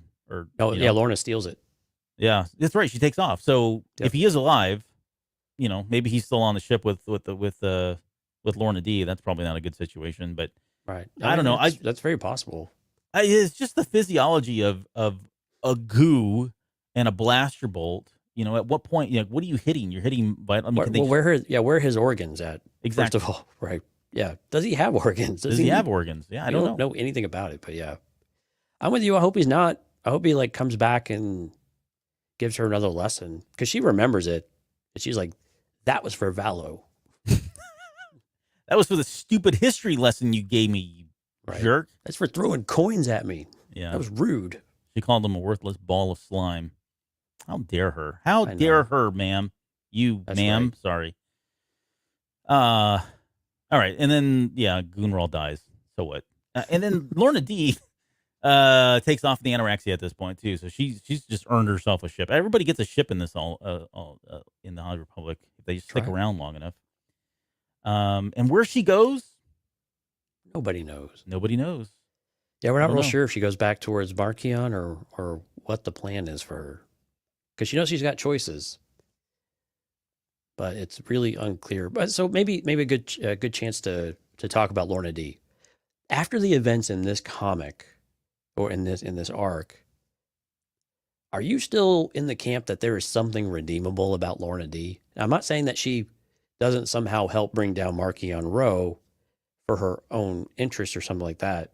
But do you really think there's anything redeemable about that character from the eyes of the Republic or Jedi? I don't know. It's tough. It really is. Like, it's harder, and it's getting harder and harder to get to a full redeemable, I'm a good person now kind of story arc with her. Yeah. I think what you said is more likely to happen now, where I think she will ultimately turn on Markion Ro because he's given her enough grief. I think he has made a case for her not to trust him ever again. This is just another example where he's just failed to show up in her eyes. And I mean, she's not dumb. I mean, she knows Right.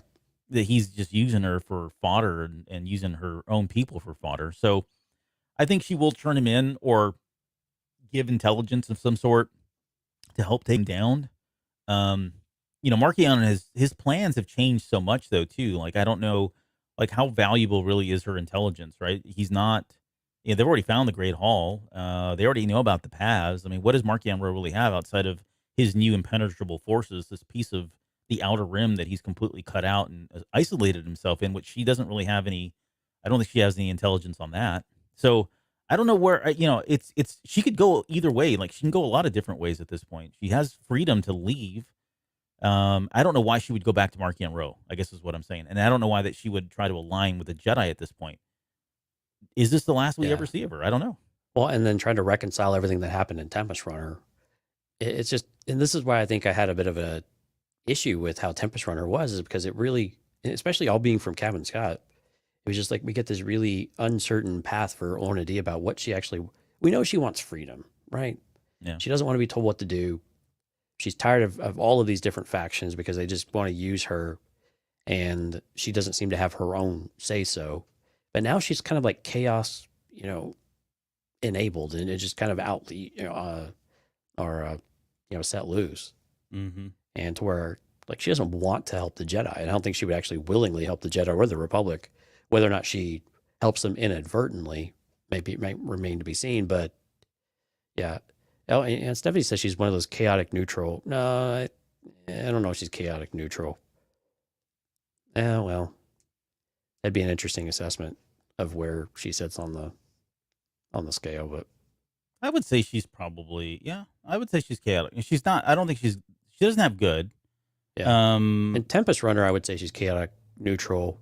But in this book, I mean, she tried to put a bullet in Oberlin's head. She tried to decapitate Keeve Trennis. She tried. I mean, how many but more? what's the, like, yeah, I don't want to get into D&D, but you got to think about the intent. Like, what is the, if the intent is self-preservation, that's more of a neutral character, right? I'm only in this for myself kind of thing. If it's reckless and just for the sake of getting your kicks off it, then you get into the evil side of it, which I don't think she's technically evil. And I think overall, I'm probably agreeing with you. She's neutral, but I think she tickles her fingers in the villain side. Well, that's the point. That's the point of neutral. Like, those guys are the most, like, I know I joked about chaotic evil being the worst. At least with chaotic evil, you know what you're getting. You know what I mean? With neutral, man, flip a coin. Those guys, those are the people you need to worry about playing with, because you don't know what they're going to do. They dip their toe in just about everything, and it's only as as it's appropriate to them, whenever they can benefit from it. Oh, okay, gotcha. Yeah, I am D&D inexperienced. I have been lessoned. but you've been listened, yeah. We should talk more about. We should do a whole show where we just assign Dungeons and Dragons alignments to all of these characters in Star Wars and debate like a it. Patreon show. There we go. Let's do it. I'm ready. Oh man, I got all kinds of books to talk about. Okay. Now let's get back to some kind of serious stuff that's about to go down here. So you've got Keeve and Trennis now. They're kind of walking through the hub area of where the Jedi are. And again, they even make a comment about, hey, there's, this whole place should be falling apart by now. And they're not sure as to why until they walk into the great area. It looks like a big room. I think this is where, Stella Maru and all the Jedi kind of get together. Of course, it's all kind of coming down. Yeah, it's hard to say what is this place. Yeah, but it's a 2-page fold, and you have Stella Maru, who you learn in this moment is floating, like hovering there in this room by himself, completely strained, and you realize he's been using the Force this entire time to hold Starlight Beacon together and keep it intact so it doesn't splinter and fall apart. And there's a comment in there that she makes about how, he's still, quote, holding the beacon together, same as always. I think Avar Chris says. Right. But what a heroic moment for this dude. Like, by the way, did you know that he was a she in one of the early editions of Light of the Jedi? No, I did not know that. Yeah. So if you look at his name, it's a Stella. And of course, Yeah. you would think that A is more of a feminine kind of ending for a name. But they decided to switch it because I think there was something with Avar Chris. I forget the whole backstory when there, but anyways, it was switched to a male character. Nonetheless, he's sitting there floating, and he's just literally holding everything together with the Force. And we talked about this when we were on Tarkin's Top Shelf about the detail, the level of detail in this particular spread is absolutely nuts. And you can just see the strain on his face. I mean, it's one of these. Again, it's another moment where I feel like we've never really seen like anything like this, at least seen anything in canon Star Wars. But this is the kind of stuff that you see all day, every day in, Old Republic or, Force Unleashed, or these like really over the top type Jedi or Jedi displays of power. But this poor guy, man, and what he tells him is like, you guys need to escape, right? Everybody's been evacuated. Everybody, at least in the Spire, has been evacuated. They're all safe. But he's gonna go down with the ship. He's kind of like the captain, if you will. Yeah, and again, it goes back to, and I'm sure you've got the quote. Oh yeah, here it is. Yeah, you always were our shining light, and the light must be protected, come what may.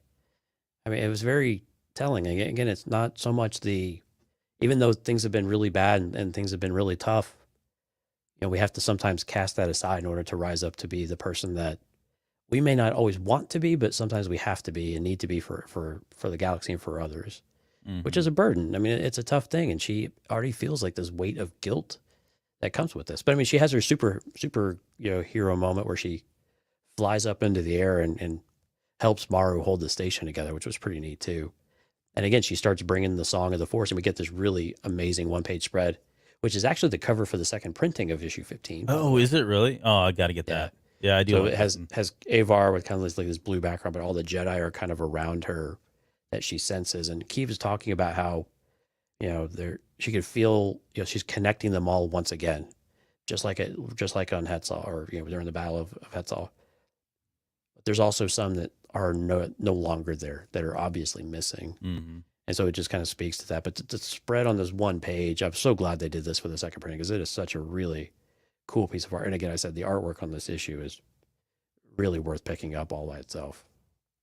Yeah, this is our confirmation that we've lost more Jedi than we realize. And in the grand scheme of things, I mean, we only know a handful of Jedi, and by a handful I mean like probably 20. They've given us a lot of names, right? But Right. we got to remember there are a lot more Jedi in this era, and all signs, especially like in this comic, by the end of the Fallen Star. I think in the we talked about another one recently. I think it was Markion. No, it was in we haven't talked about it, but Midnight Horizon.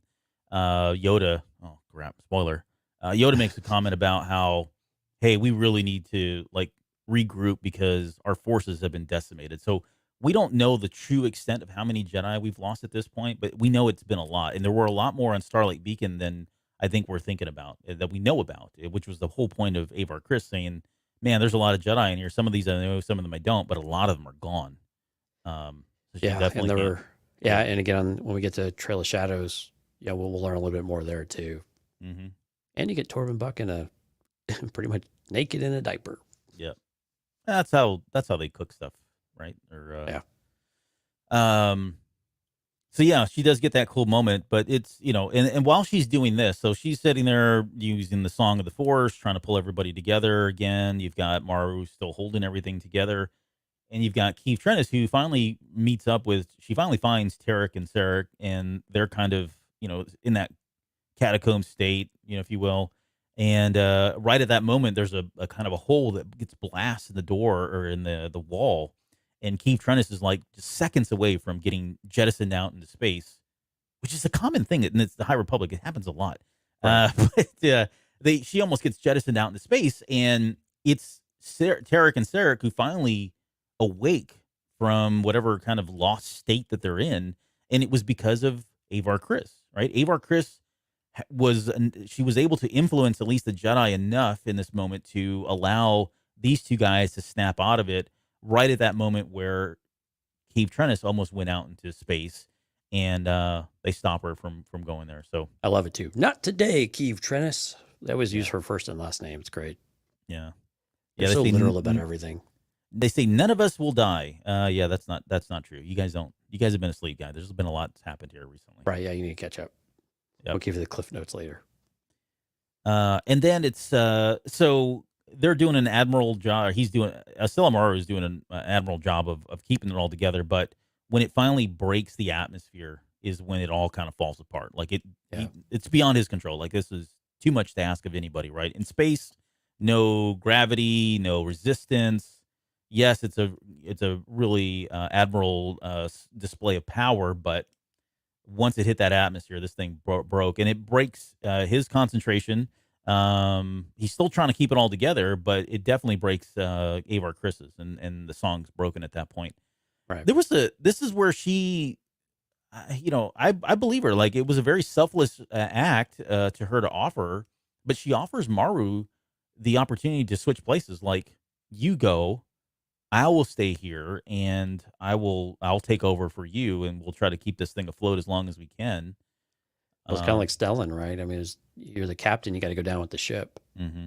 And again, I think there's some of that guilt, that goes behind it, is that this was her post, and she did abandon it. She did leave it, and this is the result of it. And that's not necessarily her fault. She may not see it that way, but at the same time, it's she feels responsible that she has to be the one. And if it wasn't for Maru's words, she probably would have really pushed a lot harder. But Stella Maru's always got such a great way of saying things. But yeah, it was important for her not to be the one to die that day. And of course, neither one of them knew that Stellan was on the ship, and that was going to go the way it was too. Could you imagine losing both Stellan and Avar? And maybe Maru knew that. I mean, maybe Maru kind of had a type of vision that said that no, Stellan isn't going to make it. They really do need you, Avar, because if they lose both of you, then the Jedi Order is really going to be in a really difficult place. Yeah, rocked. They'll be rocked for sure. Yeah. I mean, they still have Yoda, but Well, I mean, they're the two youngest members, right, of the well, yeah, council. But again, that's also where you draw your inspiration from a lot of times too, especially for the up and coming. There's so many young Jedi, and Padawan's getting knighted every day, it seems. So those are their heroes now, not as Yeah. much the Oppo Rancises and Yodas and so on. yeah, the Veter and those guys. No, Yeah. no, you make a good point. I mean, and that's. I mean, these guys are, yeah, they're up and coming. There's the younger Jedi are looking to these guys. I mean, yeah, they hold the older Jedi in reverence as well. But these are these are the all stars guys, right? Yeah, these are your sports stars that you watch on TV every day. And, Yep. I mean, they're your heroes of today, right? Yeah.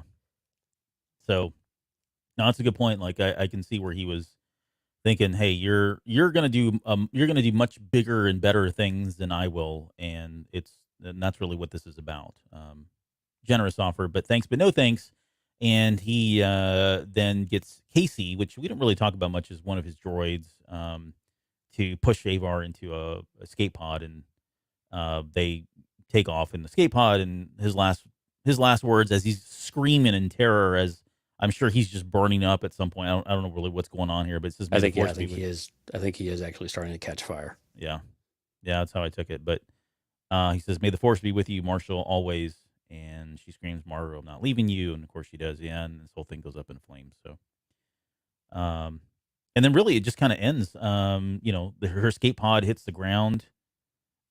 She walks out and she meets Keeve Trennis is there. They kind of all land in the same area, of course, conveniently. And Tarek and Sarek are there again, still alive. They managed to pull through yet again. And she's devastated. The fact that Silamaru saved her, and this is where I felt like she's starting to feel maybe some guilt of like, should have been me. Maybe this would happen. Like again, Avar Chris keeps missing all of these events, and I get why, but she's got to be feeling like, had I been there, I could have made a difference. Just like had I been at Valo, I could have made a difference. Just like I made a difference during Hetzal and all that. So, and she feels she was kept from Valo, right? Yeah. Yes, that's very important. Yeah. She was not given that opportunity. And she's in shock. I mean, we get a really great panel where she's just like she looks lost. I mean, she's disheveled and she just looks lost, and she's kind of recounting what, she couldn't get the words out of what, out of her mouth when Keeve starts coming up to her of what Morrow said to her as she was, getting shoved into the pod. And it gives a whole lot more, again, it gives another dimension to when Avar and Elzar come back together in that moment of where she's as desperate for him as he is for her. Yeah. And all of these events have all led up to that moment. And it really makes for both a touching moment, but also a very concerning moment about where those characters are going next, because they've both been pushed to the absolute brink of where they're able to kind of handle this on their own. Mm-hmm. And so it's a matter of, okay, are we really better together or better in that one? Or is it going to, can this be considerably much, much worse if we do get together, or if they do stay together, or whatever that actually looks like? You put you get two people on the wrong path together. The two wrongs don't make a right. Usually. So you're kind of wondering if it's one of those things they'd be able to keep each other honest, or if it's recipe for giving into more emotion and more of their wants and desires, I guess. Yeah. And their passion. The last panel is one that kind of sticks with you for a while, honestly, in my opinion. Yeah. You've got debris from Starlight Beacon kind of still falling in the background, so it's still not over, right? I mean, this continues on for a little bit. I think they talk about it in the Fallen Star, where this debris just keeps falling everywhere. But you've got Keeve Trennis, and I guess we should have mentioned, and if you've read this comic, you know that most of this comic is told from the perspective of Keeve Trennis. I mean, she really is the star, the main focus of this comic book, and so you get to hear her insight, right, in kind of the thought bubbles, and you get understand what she's going through. But on top of, and I'll get to the wording here in a second, but the other thing that's really striking about this image is you have Avar Chris, again, who is, the light of the Jedi, and she's burying her head in the chest of Keeve Trennis, just in tears and distraught and emotional. And you got Keeve Trennis looking like older than she's ever looked, right? Like, this is a very defining moment, a watershed moment for her. Like, she's really kind of grown up, and as it happened with a lot of them, like, Belle definitely grew up in Phase One. She grew up in Phase One. Wreath especially probably, but also Ram. These younger kids that we saw in Wave One have gone through some pretty serious stuff, and I love the fact that they are getting older and they look older, and they're so the image is her kind of being the rock for Avar Chris. Yeah, that's exactly right. And, Yeah, and she you looks think very mature and very, yeah, she looks like that one that you would, you're the one that has to hold everyone together now. Yeah. And you think She about has that resolve. the very first issue in the High Republic and how much she looked up to Avar and how enamored and bedazzled she was when she was getting Uncertain about knighted. her, yeah, and uncertain of her abilities and all those things they're questioning. Yeah, it's such a huge turnaround for her. Yeah. So, Yeah. I mean, it's 15 issues in. So, I mean, it's been about a year now for us, and it's been a year of war since all that happened too. So, Right. they grow up quite a bit. So it ends with, now I have to set up, now I have to step up. Now I have to be strong. And she kind of goes into what she needs to do now. She says, strong enough to find out what happened up there, to find out who those creatures or what those creatures were, not for Avar, not for Sskeer, not for me. We need to know for those who trusted us, for those we said we'd protect, for light and life. And so again, a very grown up statement. She definitely is much more mature than what she was. I also noticed she hasn't been cursing as much as she did earlier on. Oh, Remember that? she said She did Criff. say Criff, yeah, in this Yeah. one. But not like it was like potty mouth. Like every It other was. sentence was her doing that. So I miss her. I miss that version of you Keeve. missed that version of her. But it definitely shows again growth or whatever. And the last words at the very end says never the end, only a beginning. And that's kind of how the comic ends. So, this wasn't the final thing. So we talked about this earlier with we've talked about it on the show, and we talked about it on Tarkin's Top Shelf today. But if you're following the High Republic and you're interested in kind of understanding the whole story, I hate to say you have to go pick up the comics, but you almost kind of have to pick up the comics. If nothing else, you have to probably pick up at least the Eye of the Storm comics to kind of get that finality. If you don't, I think this one feels like it was a pretty good ending. Like, you could probably end it here. The Fallen Star, although, feels like there is still something missing. Like, you need something a little bit more. If you're feeling that way, it's because you haven't read Eye of the Storm Part 1 and Part 2. That is the true ending of Phase 1. So, Right. But Jonesy, what are your kind of thoughts either on this particular last scene, if there's anything else, and then just really what we got from Cavan Scott in this whole 15 issue run of the High Republic? And the whole issue, right? And the whole 15, it was interesting because again, this really began with a lot of the Drengir. That's where this was really focused on. There was a little bit of Nihil, but it was really focused around the Drengir. And really the first half, almost the first, arc and a half was really pretty much dedicated to the Drengir. And which again, it was like, okay, we made a big deal about them in other, in the Into the Dark and some other places, but then they just kind of faded away in the books. And this was where you got to go to get all of that kind of detail about what happened. And again, I'm with you. I think they're definitely poised to make a comeback now because clearly they were just in the lake. But but overall, I mean, this was really, it had its moments where it was a little slower than others. But when you get to this last, even before issue 11, it was already starting to pick up steam. And when you get to issue 11, man, it just finally, it's like when you watch the pilot of a new TV show.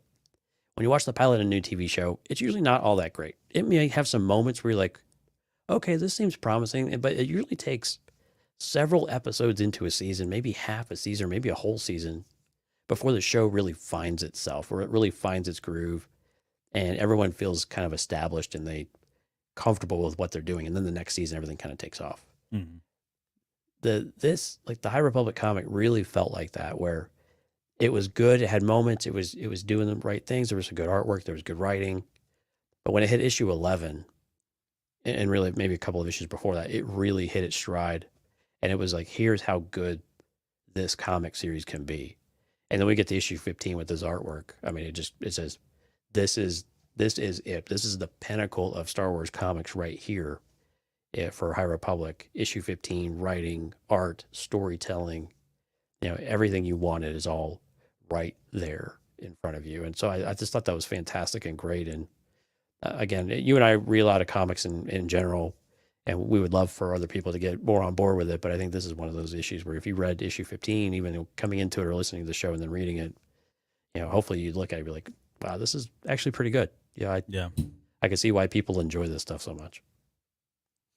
Yeah, I would agree. I mean, I enjoyed the whole series. The first couple issues, like the very first issue, was pretty good, I guess. I enjoyed all of them really, but it wasn't. I mean, we had some good moments too, like with Avar Chris riding a Rancor. That was a very memorable moment. I would say this too: if you're a fan of Orla Jareni, there are a couple good issues in here where she does kind of make an appearance. They cross paths at some point, her and Keeve Trennis, and I think she picks up a lot of things from Keeve, or Keeve picks up things from Orla Jareni that I hope will come back a little bit later. Orla Jareni is just one of those characters that's so wise, and I don't think if you've read the books, you really don't get a whole lot of her, to be honest. Well, if you've read the main books, you don't really get a whole lot of her. Right. But if you stick to the mid-grade books and then in this comic book, I think you'll get more and really have a true appreciation for what we've lost with her when she passes in The Fallen Star. So, but yeah, I mean, Kevin Scott is a favorite writer of mine now, especially with this comic book. We'll see how it goes with Claudia Gray coming in and picking up this series and some of the other stuff they've got planned. So it's a good time to be alive.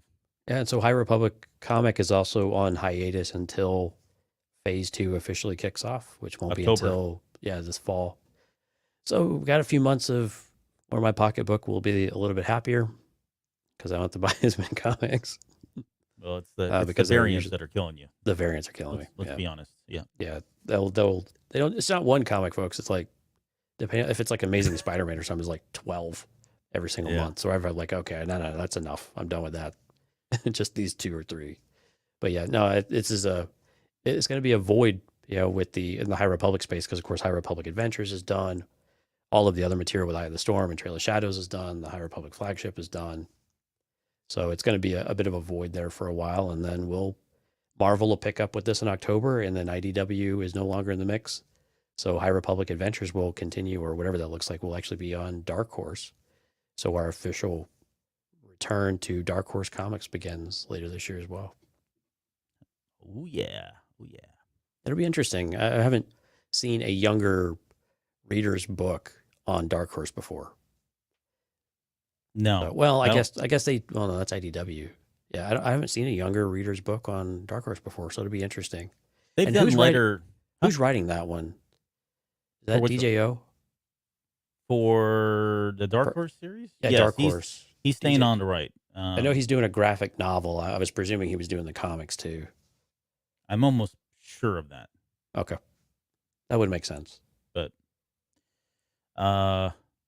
okay, well, I think we'll kind of end it here. Hopefully we've spoiled enough of it and you guys have some good a better overall understanding of what was happening during this time and what you were missing if you didn't pick up the comics. But definitely go read them. And the graphic novels are out too, and there's always the digital format if you're into that. The graphic novel's not out quite yet for the last wave, but it will be, I think, in just a handful of weeks, maybe. Yeah, it's April, end of March, early April, somewhere in there, something like that. Yeah, so soon. So that'll be the last 6 issues, which is the name of the arc is Jedi's Run or Jedi's End, and you said it has Marchion Row, right? Yeah, so it's gonna be the last 5 issues of this series, Jedi's End. These 5 chapters. Plus, I believe it will have Eye of the Storm 1 and 2 in it. So it'll actually be 7 books in the one. Okay. Or you could just, go listen to the 2-hour show we did on those 2 comics alone. So Right. either way. Right. Or you just wait and read it in 20 minutes or something. Hey, Um, you want to do some quick shout outs before we get going? Sure.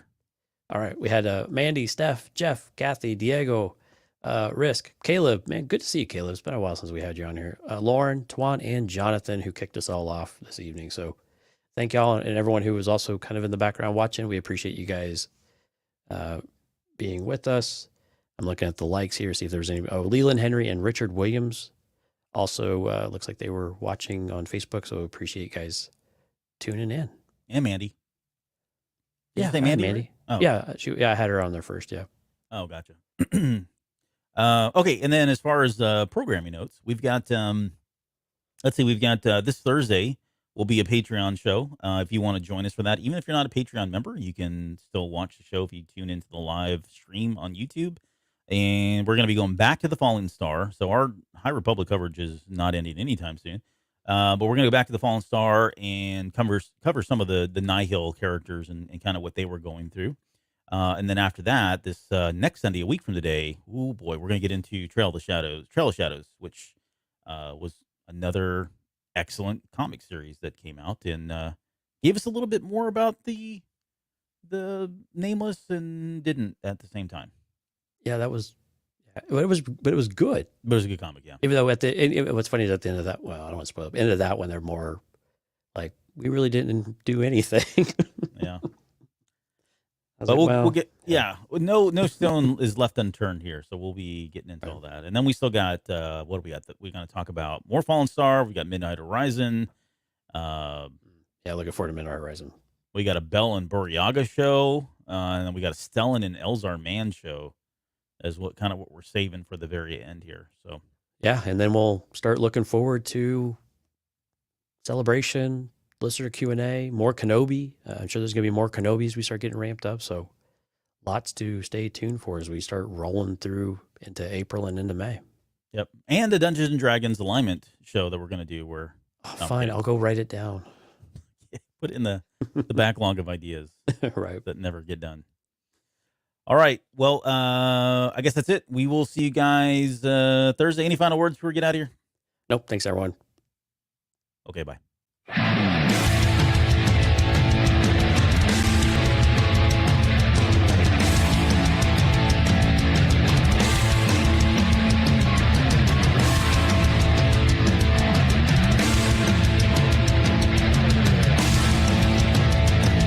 You're still listening? Wow, that's amazing. Well, I'm here to give you the disclaimer.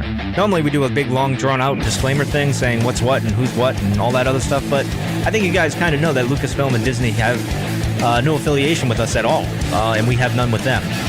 We talk about Star Wars, which is their property, and all that other good, fun stuff, but I think you can tell which is our stuff and which is their stuff. If you can't, well, then send a lawyer to send an email to me, and I'll be glad to chat with them. Other than that, you know what's what, so that's your disclaimer.